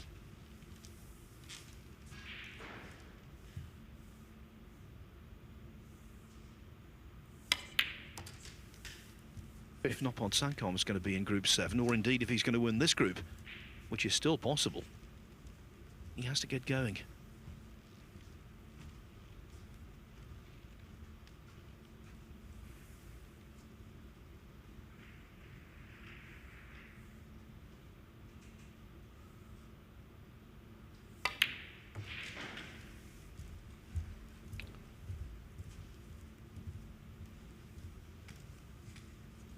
Seventeen.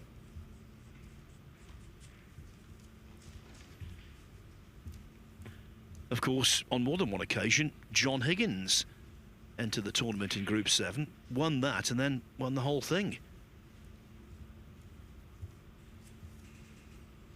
But I believe he's got exhibitions overseas.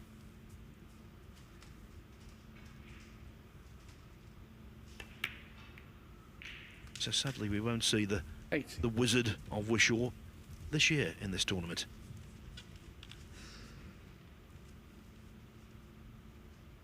Well, I'm sure the other players will be happy about that because, like you say, he used to steam in, didn't he, at the end and just take all the spoils.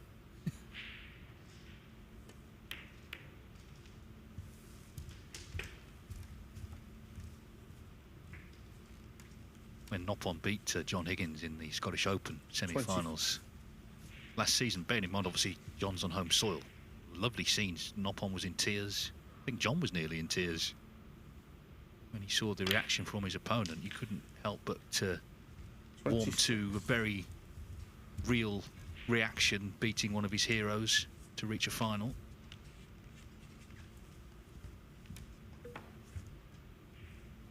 Yeah, it'd be nice to see John Wood contend for a title again, get to a big final and add to his silverware.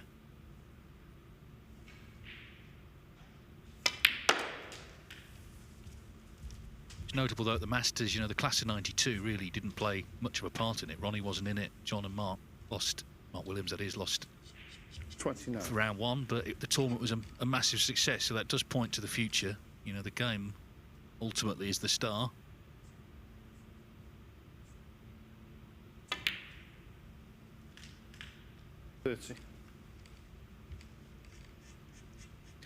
And no doubt, Dave, when we do your excellent podcast and the preview of the World Championship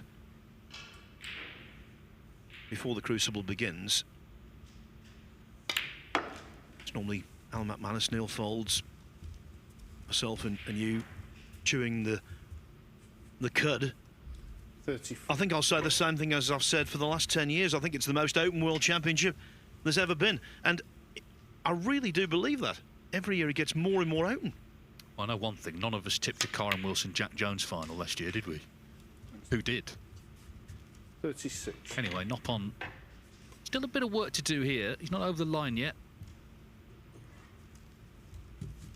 Any of these guys, I think, from the middle ranks, you know, that sort of bracket from 17 down to about 50 or even maybe 60, you know, you could, one of them could get on a run there, couldn't they? It's not impossible at all from the qualifying.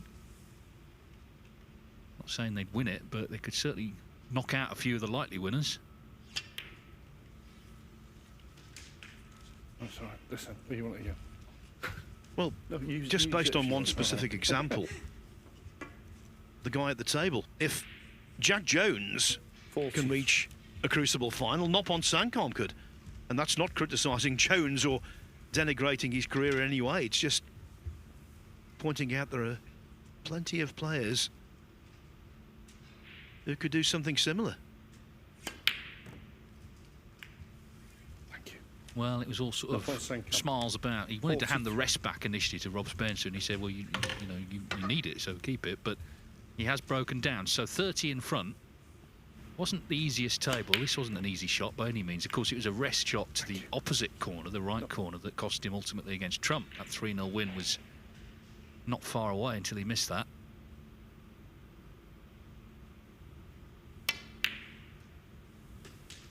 One. So Jones, he's in, but there's work to do here. That said, frame could easily have been over.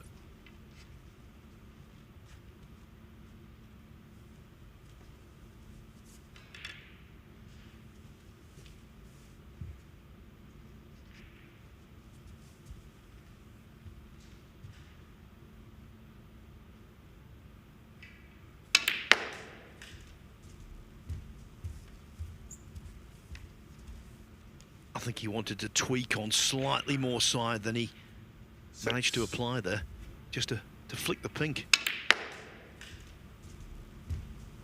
Got some side on, but not quite the extreme amount he required.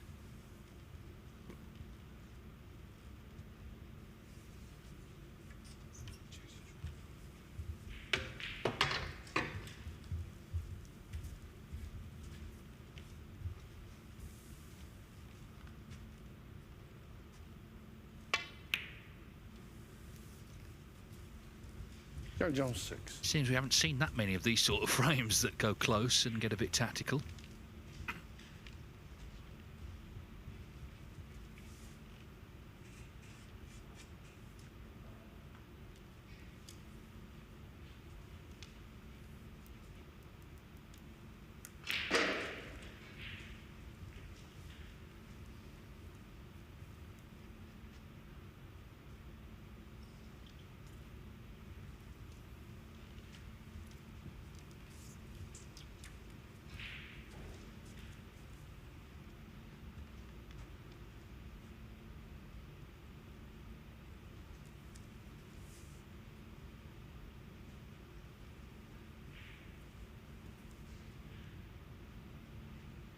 Sometimes you get a position that really stretches the mind.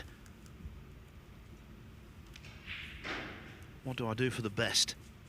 Not the kind of situation this you'd encounter in an awful lot of frames.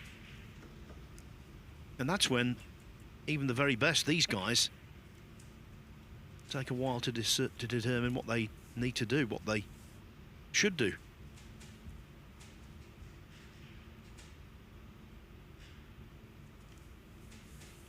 Often you see in televised tournaments how long they've taken on a shot, 30 seconds, a minute or whatever.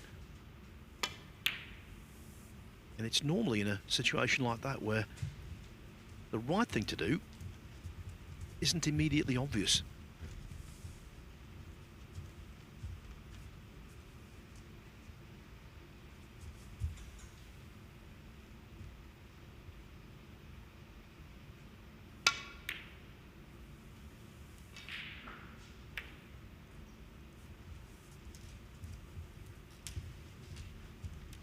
Well, that wasn't the right thing to do.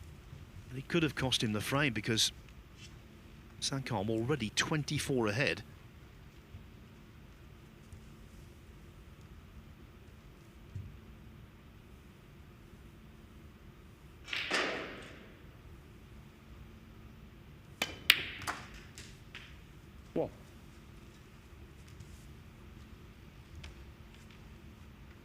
Well, it's been hard fought after some of the free-flowing snooker we've seen, but all count the same. And this is important for Noppon Saengkham after the last match, the way he lost it, to try and get some more frames on the board here.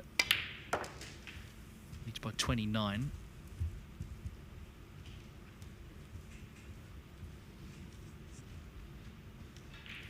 five. Red and black would leave Jack Jones needing a snooker, but he'll want the last red as well.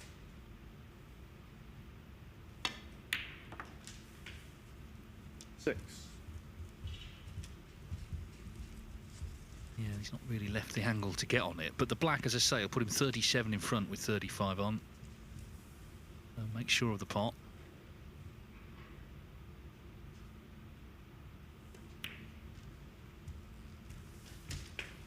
One snooker needed, so this frame not necessarily done yet. 30. Over on table 2. I don't think Judd Trump is going to be adding to his century tally, but he does have an opportunity to move 2-0 up on Joe O'Connor. I say that even though 30. O'Connor leads by 31 points. Trump's right in amongst them. The problem is the yellow's on the black spot, so the yellow's become the black, but obviously he's only, scoring 2 points a time, so he's not going to make a century, as you say. But anyway, chance to win the frame.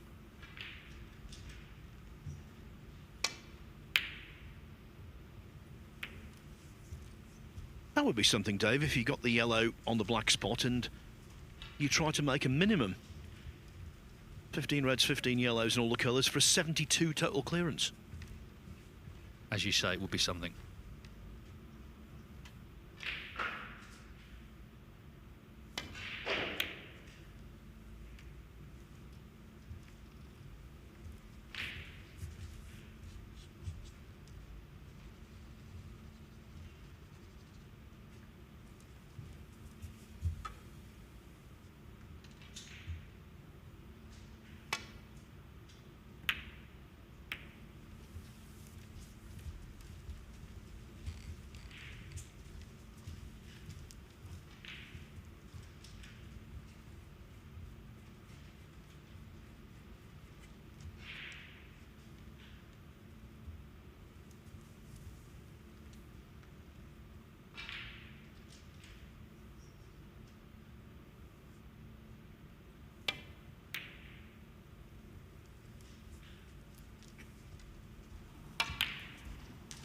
Here's Trump knocking in those yellows.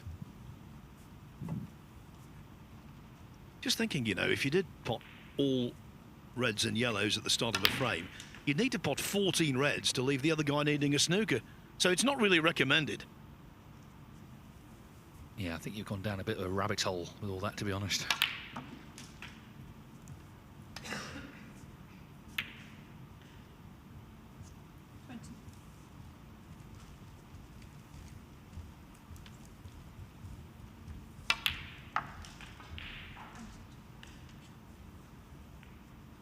Yeah, sometimes the snooker geek does escape. Sometimes.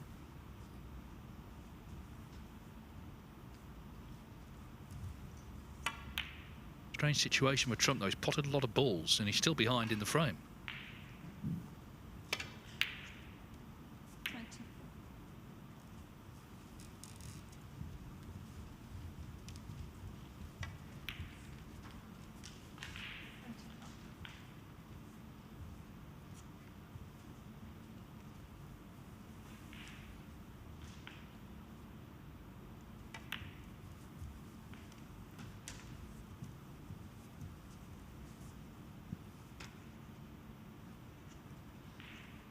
So 27. 8 adrift, that means he needs yellow to pink. Which is a real help considering he doesn't have to think about position on the black. But there's no great position on the green.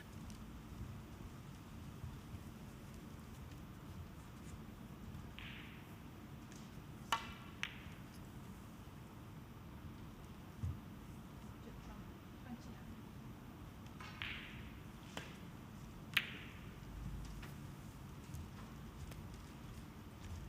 29. Over on table 1, the balls are nicely spaced for snookers, actually. But it's Jones who's in a spot of bother.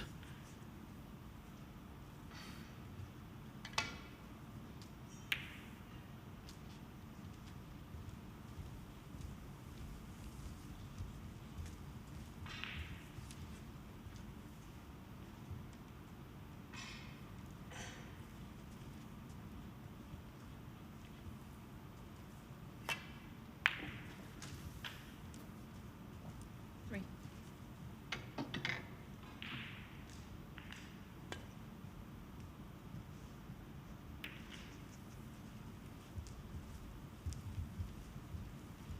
Not a bad escape from Noppon Saengkham.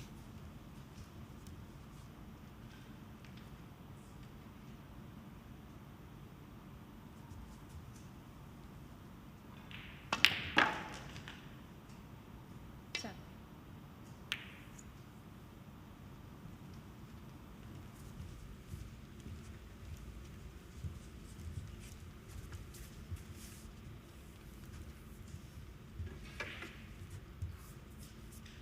Well, he's in another snooker. Kind of expect to hit this, but just checking exactly which bit of the cushion he wants to hit.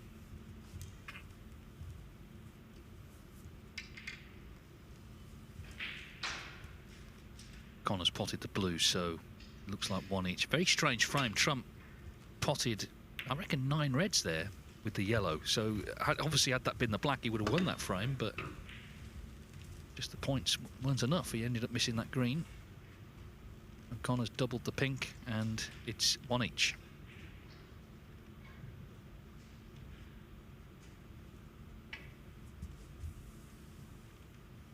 Could be nasty, this. There's places here, the balls are lined up for snookers, aren't they? You kind of almost feel you can't fail to get one, unless the white's in, of course. That's not going to help Jack Jones. And he's stuck the red as well, so he's going to concede, I suspect. On the front. And it means this match is level at 1 each.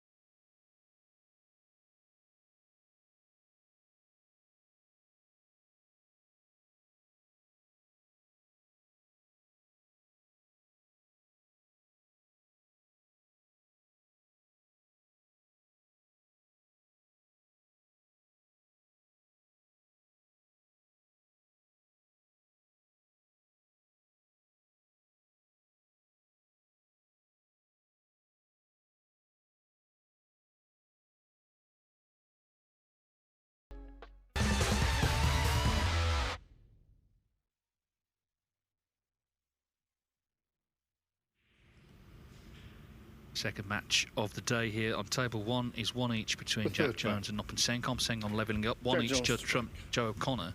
And I mentioned earlier the women's final of the WSF Championship is on currently in Morocco.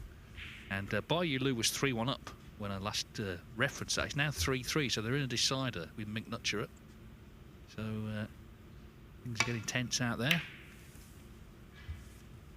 Bayu Lu, of course, the women's world champion, and had that great run at the UK Championship, got to the final round of qualifying. Jack Lisowski beat her in this very venue, actually. Mattioli Arena here in Leicester. Yeah, she made 15 half-century breaks in that championship.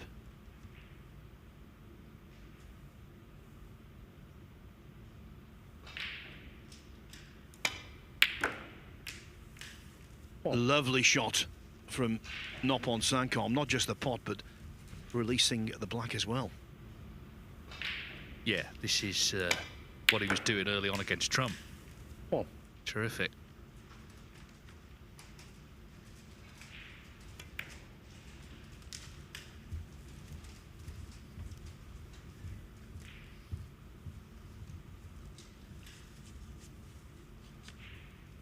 Eight.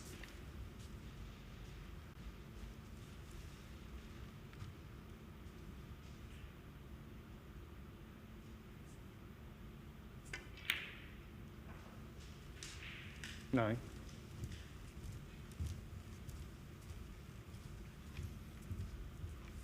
Saengkham has an interesting match in the German Masters. He plays Jimmy Robertson.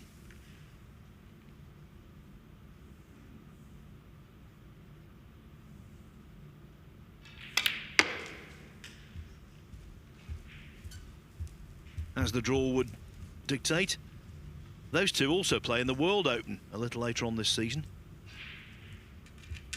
So he's got a full slate of events coming up.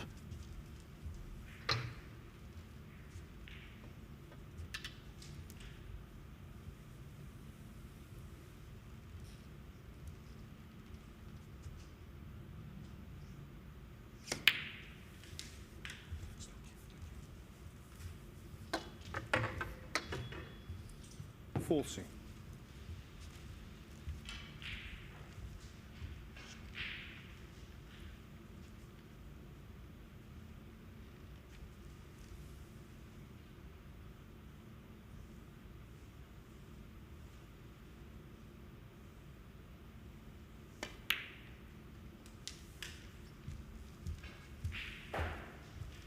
Off the near jaw, but in. 21. The last shot, we got a really good appreciation of just how orthodox Saengkham is. No dominant eye. Cueing directly under the chin.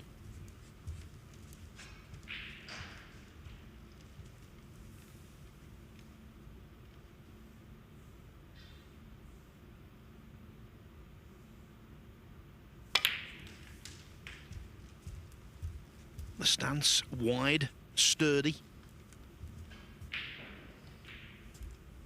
29. And it's a cue action that just repeats.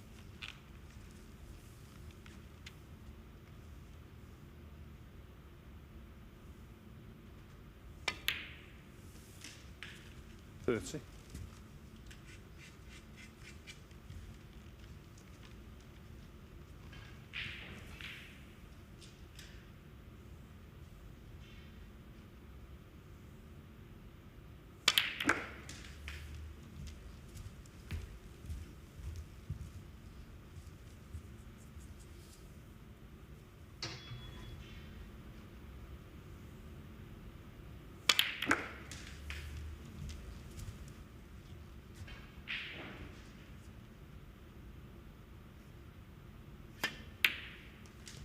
$38.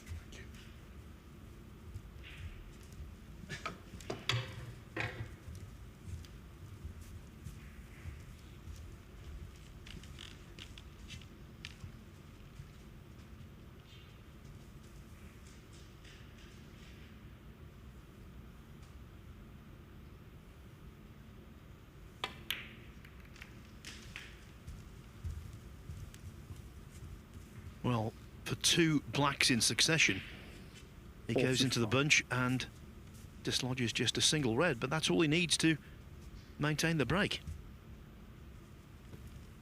Yes, I mean, you can sort of whack into them and be on nothing. You know, this is a more sort of careful way of doing things, I guess, but he's going to have to obviously disturb them again relatively soon. There may be a plant to the right corner, but he's going to want to get into them, I think.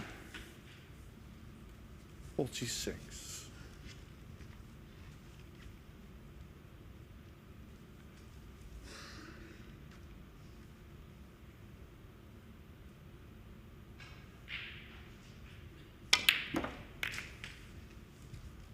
Ooh, well, he's gone into them, but he's stuck. So that's end of break, I'm afraid.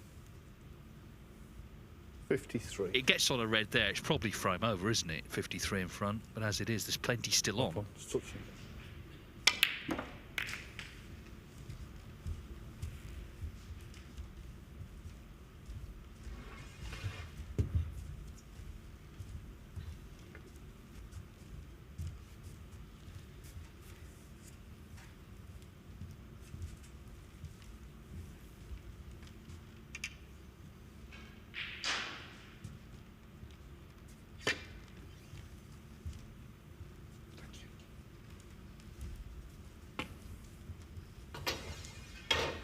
Noppon Saengkham 53. Well, the way Jack Jones has been playing, you know, he's been going for these long balls. He's been getting plenty, so maybe not be quite safe enough. Would have preferred the white to the baulk cushion. Noppon Saengkham. Yes, especially with not an awkward ball on the table.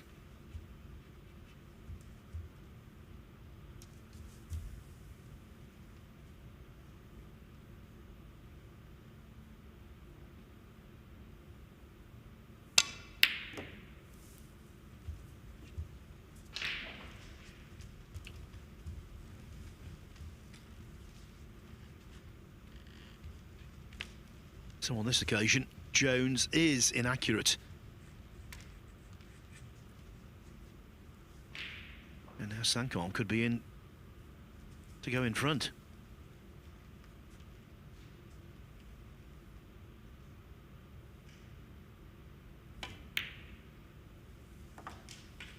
One.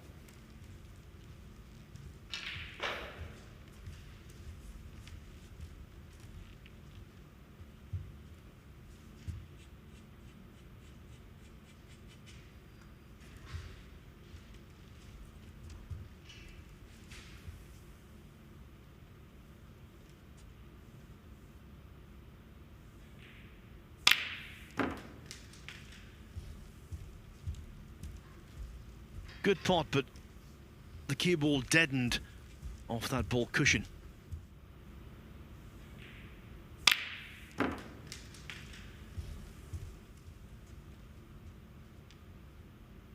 Yes, and this is a bit of a tester now.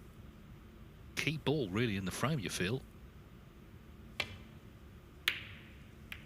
And not too close to it, so there's still a lot on here. 57 the lead, yes, but got no real securities, no balls on cushions.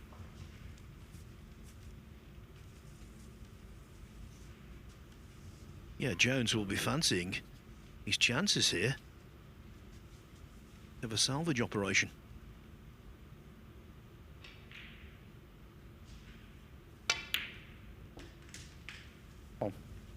And given the way the group has gone, i.e. O'Connor and Trump already through to the semi-finals, everything else quite tight, this is one very important frame.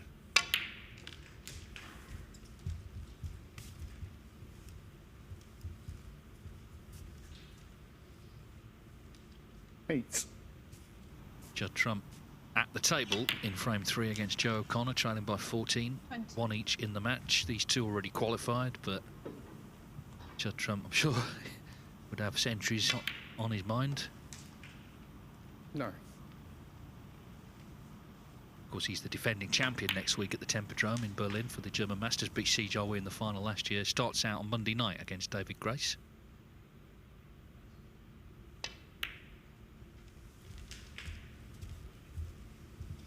We've seen so many frames won in one visit. It would be sort of refreshing to see Jack Jones make a clearance here. Of course, Noppon Saengkham did lose that third frame to a Judd Trump clearance.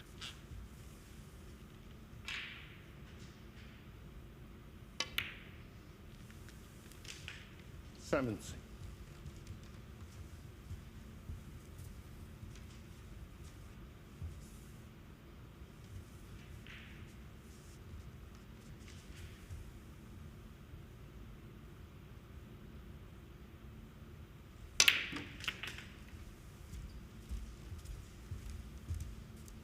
That's okay. It was the flick off the two reds 20. that he opened that facilitated this red to middle. It's just indicative of the two of these days. Jones 33 behind, but in the eyes of many, in the eyes of Saengkham and himself, he's favoured.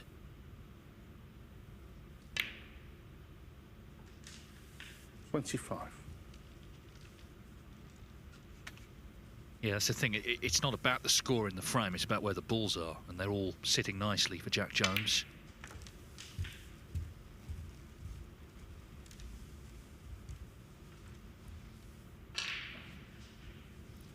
$30.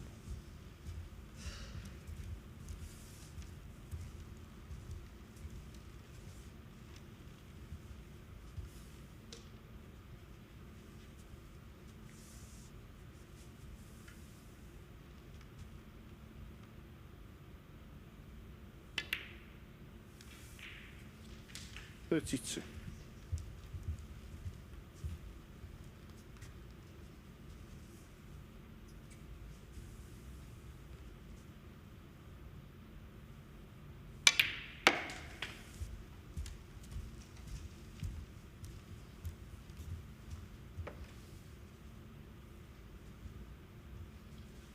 $38.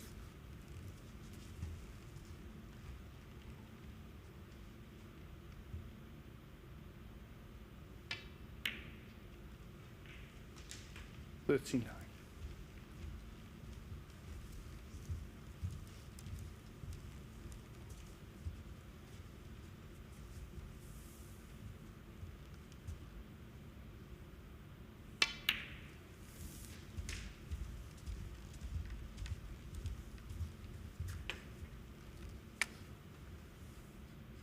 Quite often when you're clearing up, 45. the big shot is from high value colour to the yellow. But the angle on the black could not be any better than that.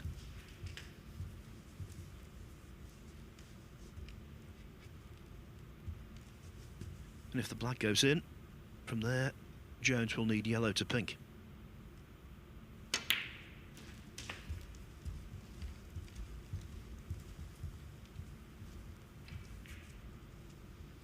$53.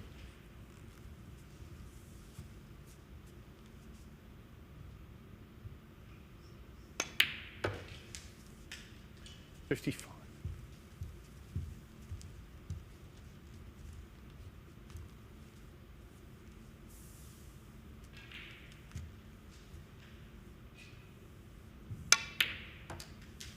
$58.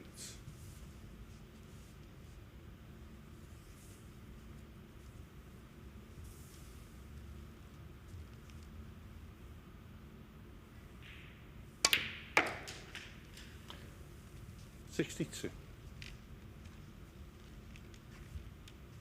Well, blue and pink it is for Jack Jones to steal this frame.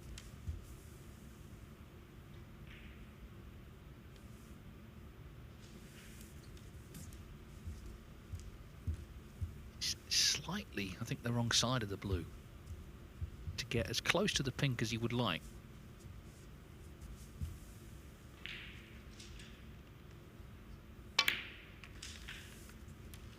$67.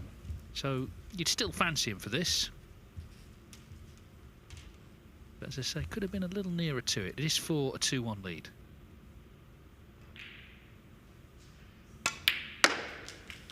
Powers it in, on the front. and Jack Jones with that 73 to the pink leads Noppon Saengkham by 2 frames to 1.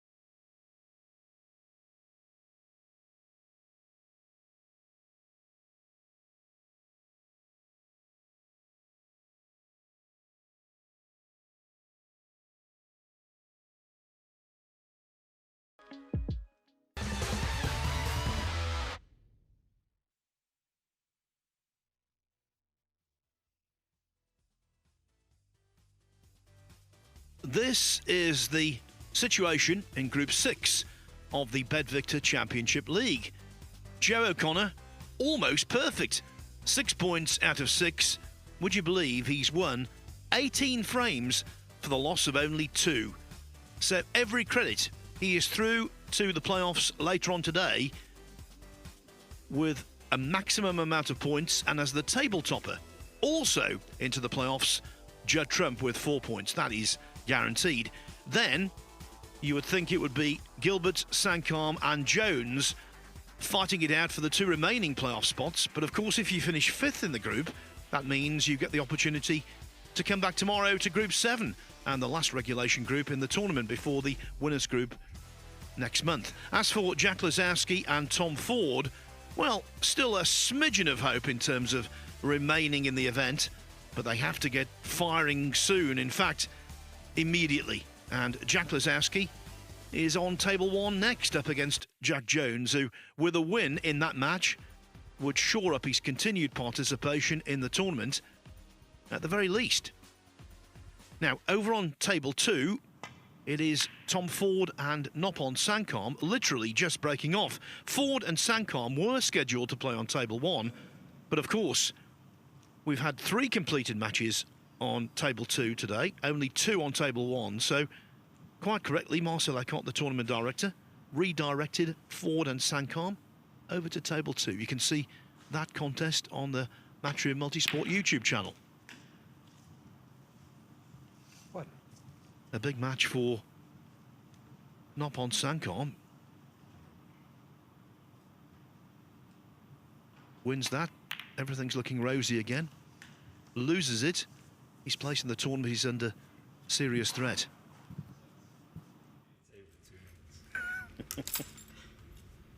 And that's also the scenario for Jack Lisowski. If he goes 0-5, Jack, it's bye-bye. So Stephen Hallworth, first up, 31 centuries for Jack Jones in the tournament. I use the word advisedly. Incredible.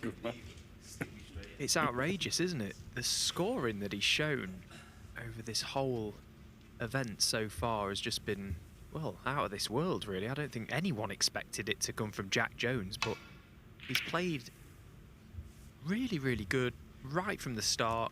He's been involved in every single group, and it begs the question, how many is he going to make, and where's that figure going to finish? And that could be a record that stands, well, forever.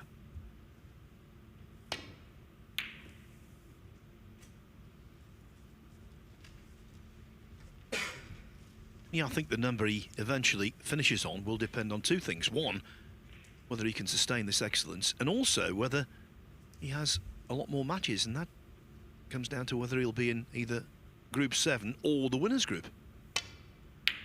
Maybe even both. That will do his cause no good, though. That was asking for. Oh, that was a complete miss-hit from Jack Jones. And worse yet, the cue ball going in, the red ball finding its way back towards Bork, and an easy starter for Jack Lisowski, who instantly plays down for the black. So that straight away tells me one thing, Phil.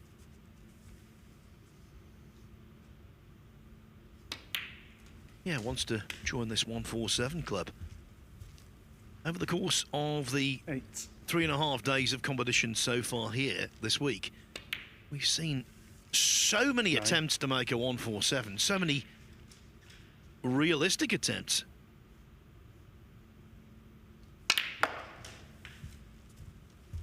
But skimming off the reds won't get the job done.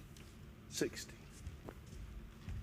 Yeah, it always looked like a pack that may encourage the cue ball to just skim off it up the table. That sort of pace, it was always on.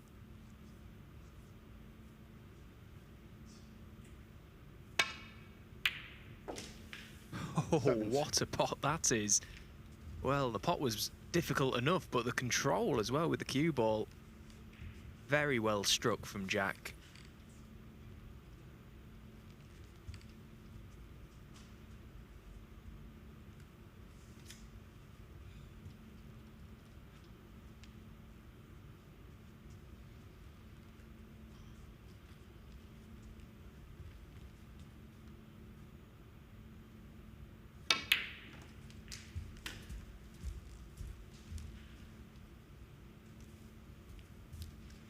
24.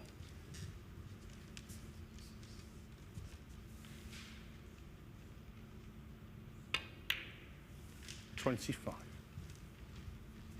He's still faced with a similar sort of problem. That pack of reds, it is not all that inviting to go into unless you can screw into them and drag reds out, which is what he's tried, and he struck it once again to absolute perfection. 32. That was the only way you could get these reds open, really. Find that little gap to the left of them, screw into it, and pull balls out with it. Oh, he's got these reds nice now. Do you want the long one or do you want the normal one? Yeah.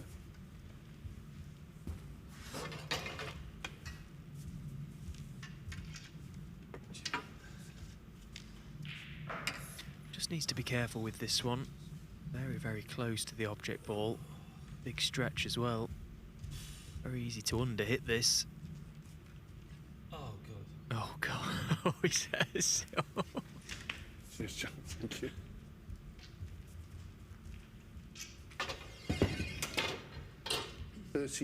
He was saying, oh God, I think if that had been me in that position, I'd have been saying, is there a doctor in the house?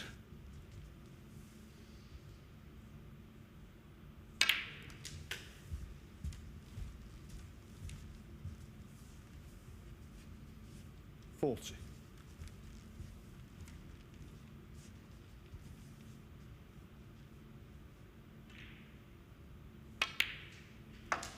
$41.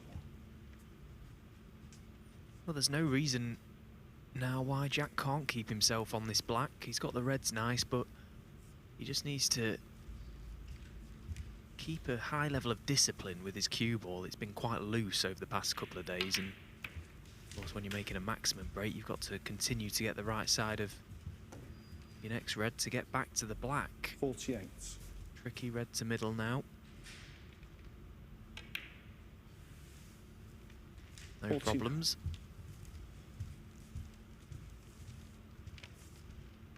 I think he realises his fate in this group, Jack Lisowski, and we can expect this to be an open match. Plenty of freedom in the arm.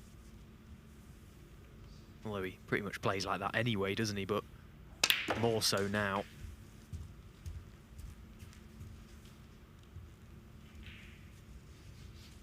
$56. Just gone a little too far. May have to try and screw across the face of the black here for the black into the left corner pocket. 57. Once again, he's played it well.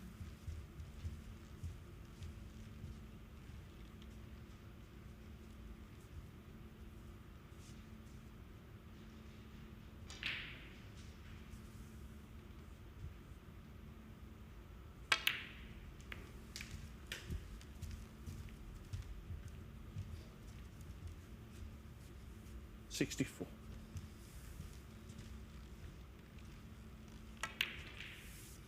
65. Has made a maximum before.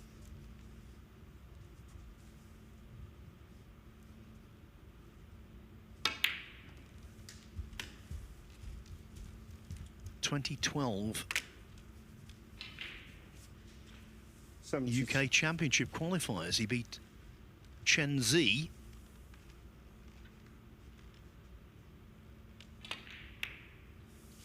He caught the incorrect red, but he 70. knocked it in anyway, luckily. And look at the kiss on the black.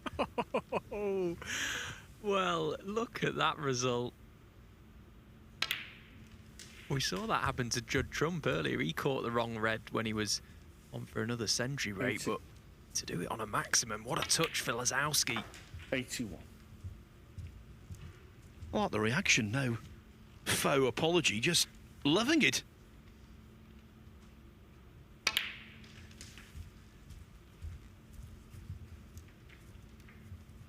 Well, now the hard work really begins 88. for Jack, because he's got red left side cushion, right side cushion that at some point he's going to have to get in behind. 89.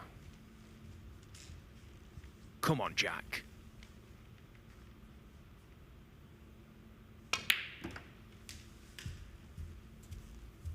Yeah, that's okay. That's perfect. 96.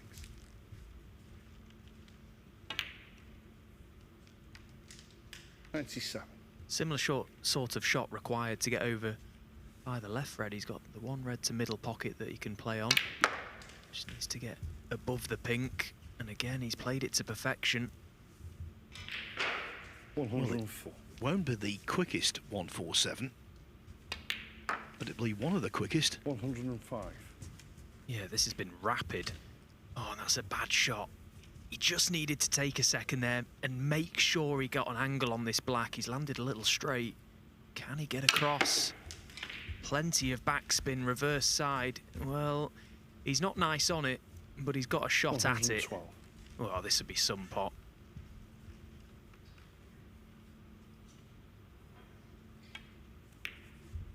Get in there. He's on the move. He's on the move. 113.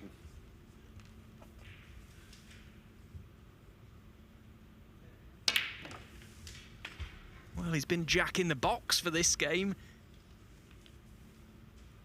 120. That fluke on the red and the kiss on the black as well. That was the 122. introduction of destiny, maybe. Well, he's living every single shot out there. He's underhit that yellow a touch. This is a delicate little one now. So it's going to be the brown from 125. slightly further away. One good strike here.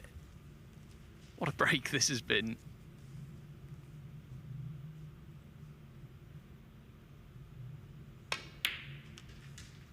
$129. Oh, and again, he's landed in no man's land. Can he just avoid the cannon to the pink? Yeah, no problems. Get up there, White. 134. Keep going. Get up.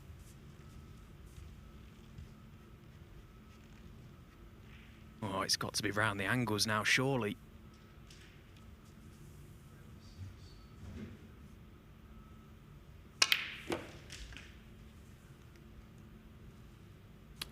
Not another 140. Oh no! Again! This time, scuppered by lack of position. If he knocks this in, good luck. Oh, what do you do here? Any pocket, anywhere. It doesn't matter. Just get... He's got to go in. Come on, Jack. 6 pockets, isn't there? Rob Spencer. Great advice. You're right. There's 6 pockets.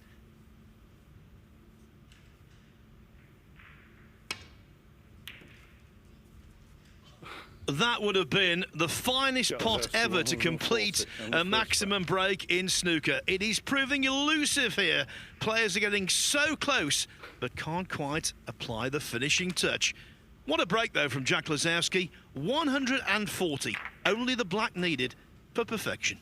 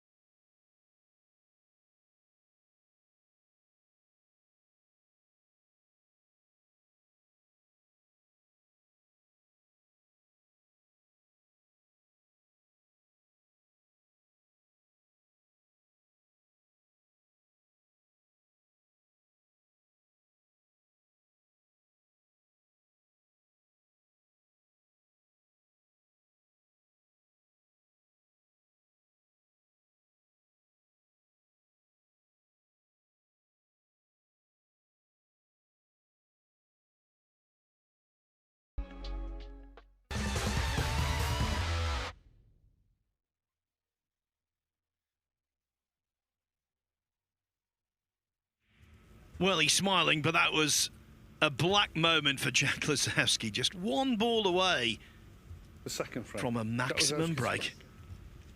I suppose, of course, he wanted position on the black, but it's better to have no position than to miss a black like Joe O'Connor did in this group yesterday. That was such a brilliant break as well, wasn't it? There was all sorts happening. It was the brown to blue that cost him in the end because he left himself a little bit to do on the blue, dropping it through, didn't quite get the line back up for the pink. There was so much movement on that pink as well. He'd been better off just cueing it properly and trying to stay still. He was all over the place on delivery there.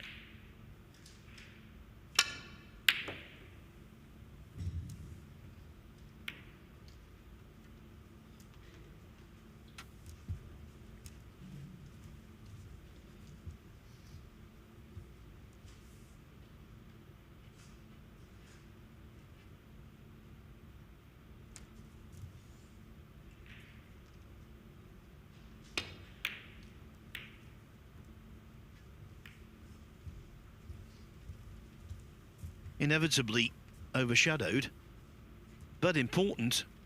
Regardless, Noppon Saengkham took the first frame from Tom Ford on table 2.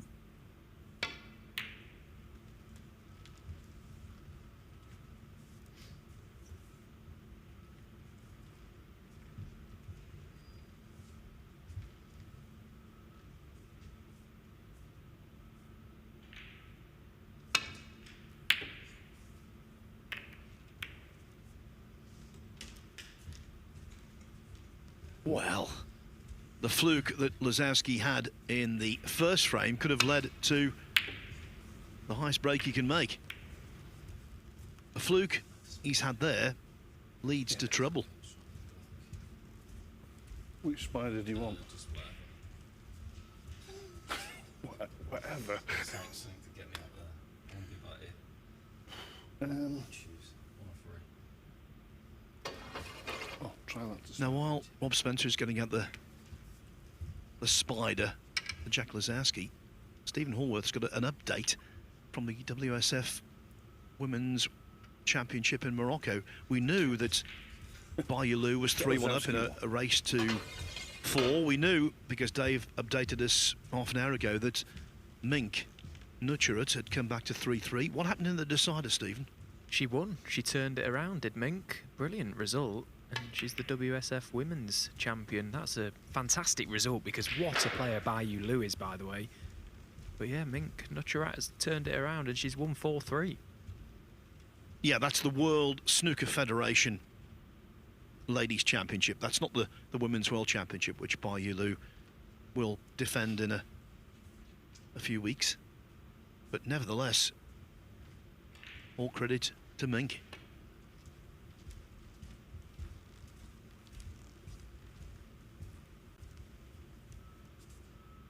Foul and a miss. Jones 4. Yeah.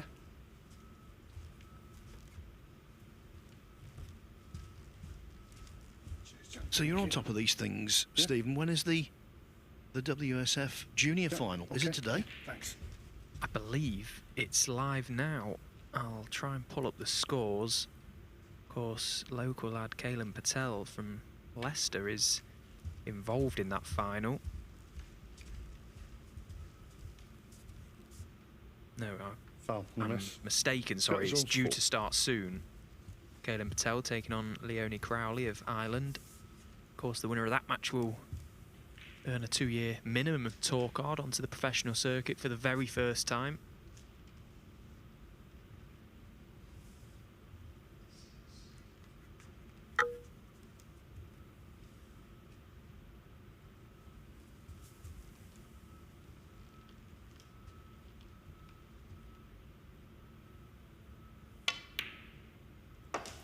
One. Now, we've been talking about the generosity of these pockets, and that is inescapable. But that's applying more to the corner bags. The middles, I think, have been pretty much the same as normal, and so that was a really good pot from Jones. Yeah, I think the middles on any table that we play on now are significantly tighter than they've ever been, particularly on the new star tables that have just been introduced onto the tour.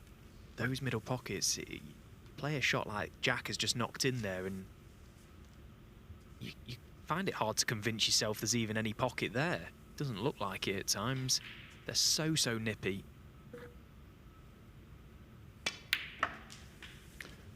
8. Not that it happens very much, but if you've got ball in hand and you try to pop the yellow or the green into the middle, you get behind it and you think, well, this is a really tough shot. And in the club, it's almost a given. 11.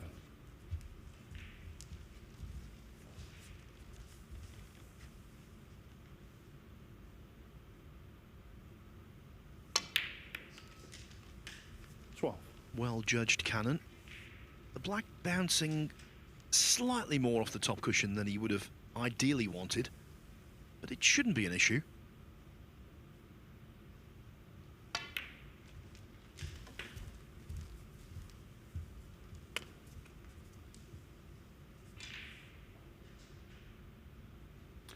$90.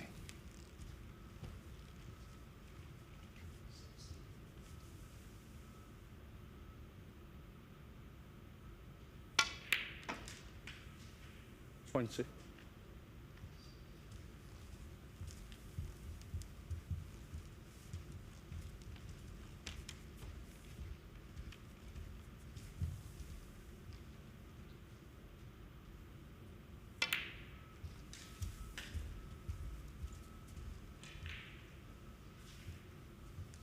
$25.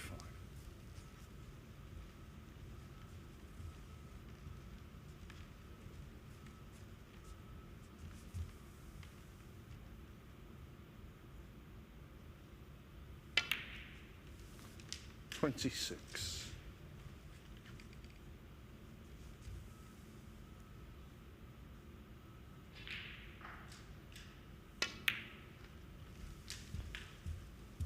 Yeah, he's done well here, Jack. So far in this break, he's navigated his way down to open the black spot completely. 33.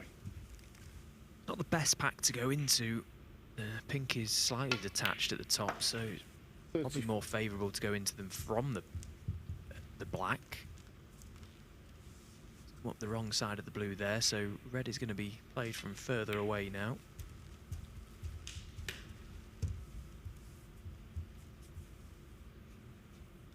$39.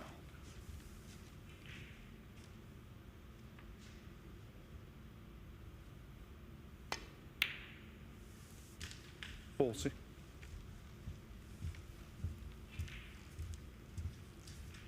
Wanted more of a bounce off that top cushion. At least he's got the angle to go into the bunch. Yeah, but that black, that kind of black is always missable. He's been lucky, actually, that having missed it, he didn't get any of the dislodgement he wanted.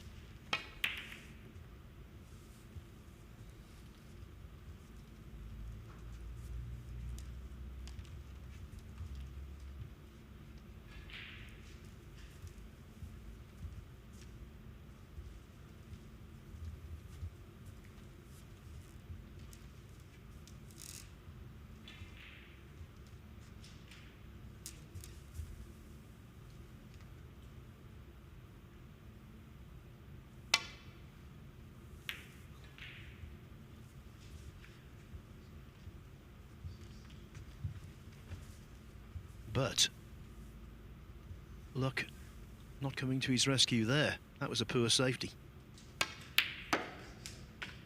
Well,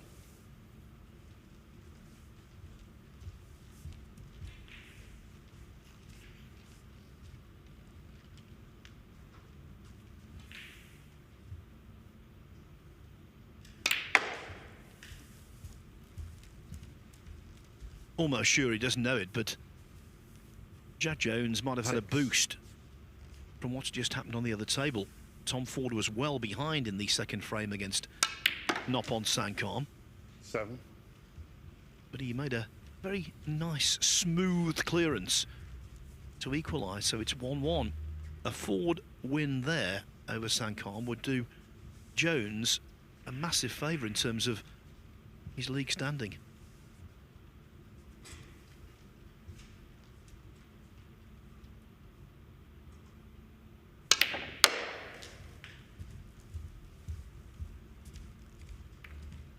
Well, what about that for a shot?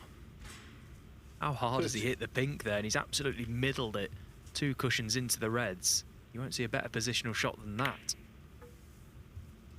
14. We talk about this at the Championship League ranking event and, of course, here at the Invitational. With round-robin groups, you do get situations of this ilk where 20.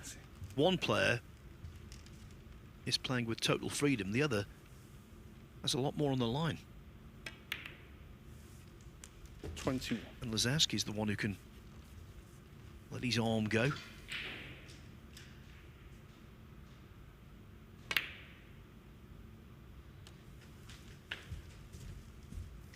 Yeah, it just seems at the minute it literally doesn't matter where the cue ball finishes. He's just going to try and pot 27. everything. Makes for great viewing, I suppose. That maximum attempt was ridiculous. 28. Some of the balls he's knocked in. This has been also a very good visit to the table.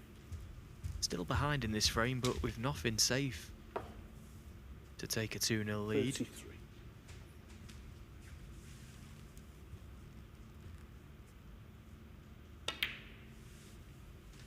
34. And the point is, if Lisowski can win this match and he's next against Tom Ford, mathematically he could still remain in the tournament for Group 7. 40. 41.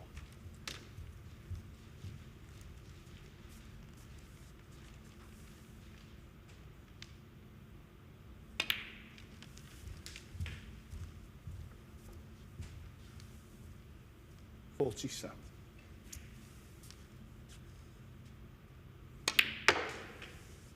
49.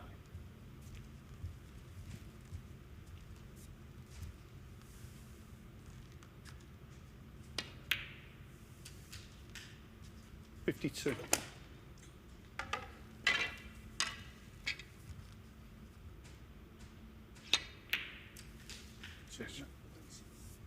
56. Short of the blue. And that is the consequence, 56. the happy consequence for Judd Jones. Pretty much been the theme of the last couple of days for Jack Lisowski. Getting into positions to win frames and win matches and just not able to do so. I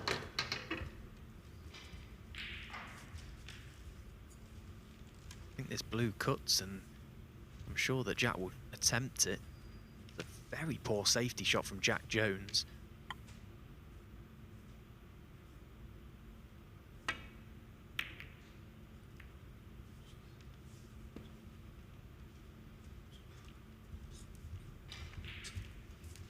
You know, okay, he's in the snooker here, but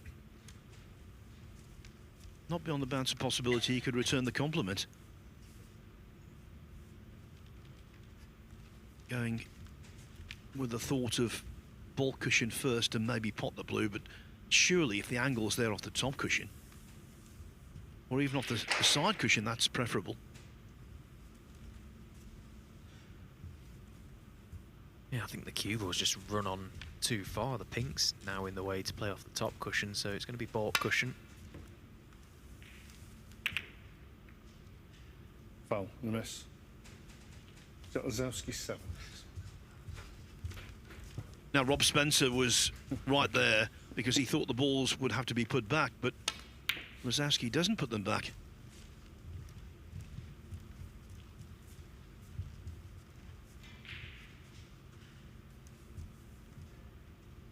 It was almost a goodwill gesture, that, from Jack Lisowski. Probably down to the fact that he was quite embarrassed from his previous shot to even get the snooker. He sort of laughed it off as he went back to his seat.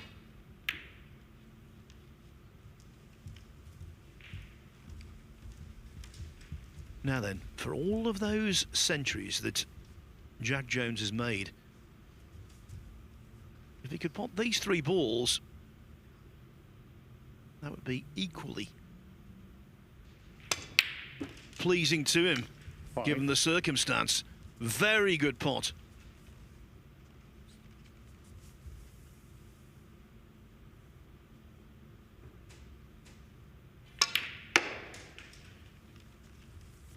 Eleven.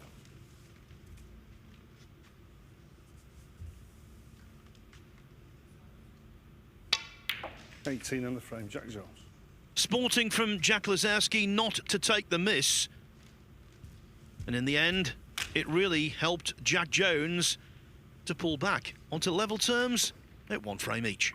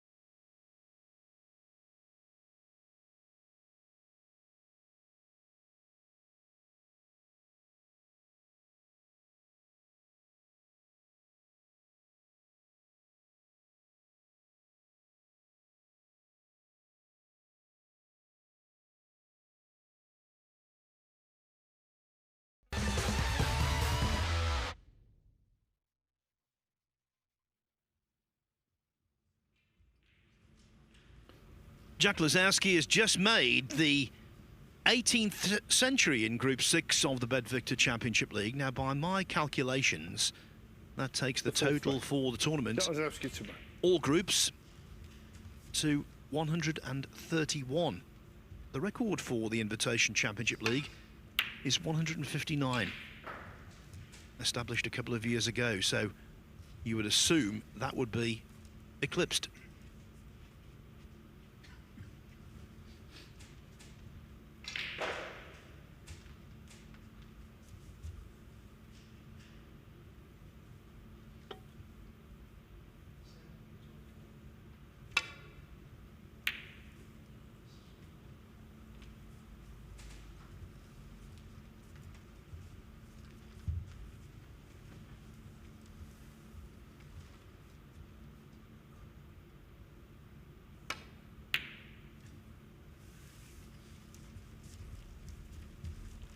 That comes as a relief for Jack Jones, especially with Noppon Saengkham 2-1 up on table 2 against Tom Ford, and Saengkham's nicely in the balls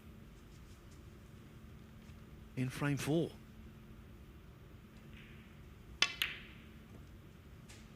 Oh, but Jones misses a sitter. Well, that really was a bad miss. That was very unexpected. He was right behind that red, doing nothing with the cue ball. I mean, the pockets have played big, but they're not that big. One.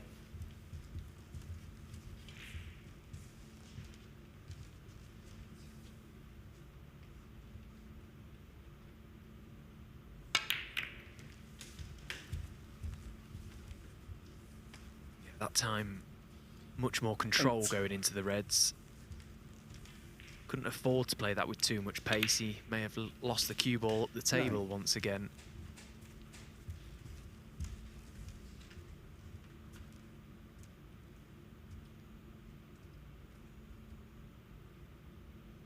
Just weighing up his options here. He's quite low on this black. It's a gamble going into them again. But he will have to play a cannon at some point. Decided to play it there. He has a red to middle. 60. He has one to the far corner as well.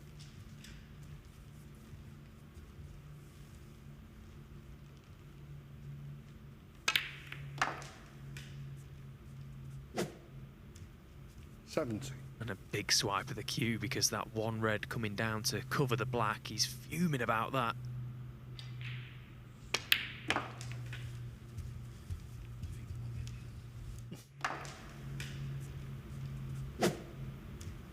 $70. It's all very well to do that, but make sure that no one's there. In a club on one occasion, I saw someone do that in frustration, and someone was there, and it didn't work out well.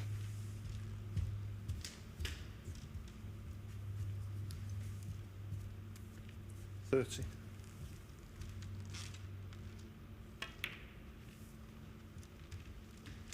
Well, putting aside all the theatrics of this match so far, particularly from Jack Lisowski, it's been a pretty spellbinding performance. He's won 2 frames already with 2 century breaks, both of which were maximum attempts.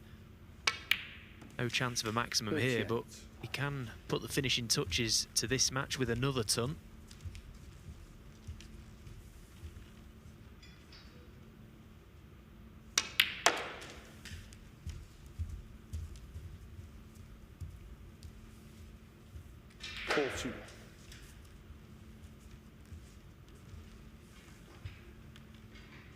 Tom Ford needs snookers in the 4th frame against Noppon Saengkham. If he knocks in the pink that he's now addressing, will win that one 3-1. The pink is in, and so Saengkham will move to 3 points. And in fact, he'll move into 3rd place in the table as it stands. 49. His group fixtures are now over, though. Again, another very careless shot from Jack, playing it with the opposite hand. Usually wouldn't be a problem, but he just didn't take a second long enough to get high enough off the pink. So it's the long yellow.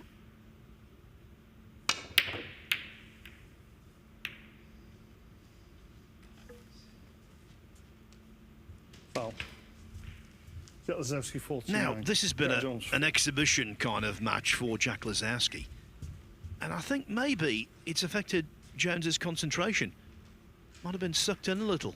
He needs to get that concentration back because he's in the thick of the group in terms of whether he makes the playoffs or finishes 5th.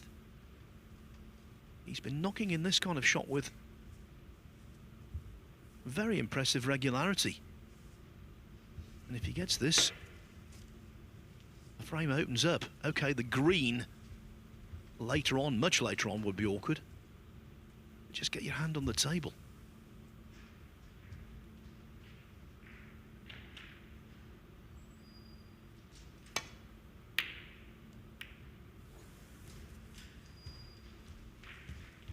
It looks, Stephen, like being a defeat he could ill afford.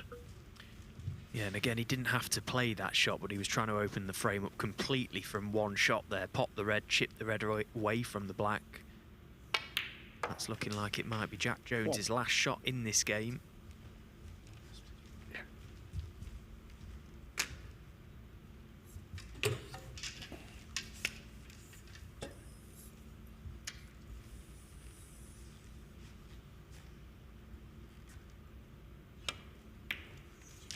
Thank you.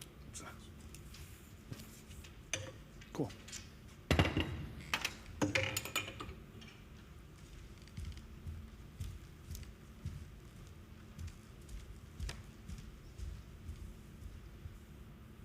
Five, 6.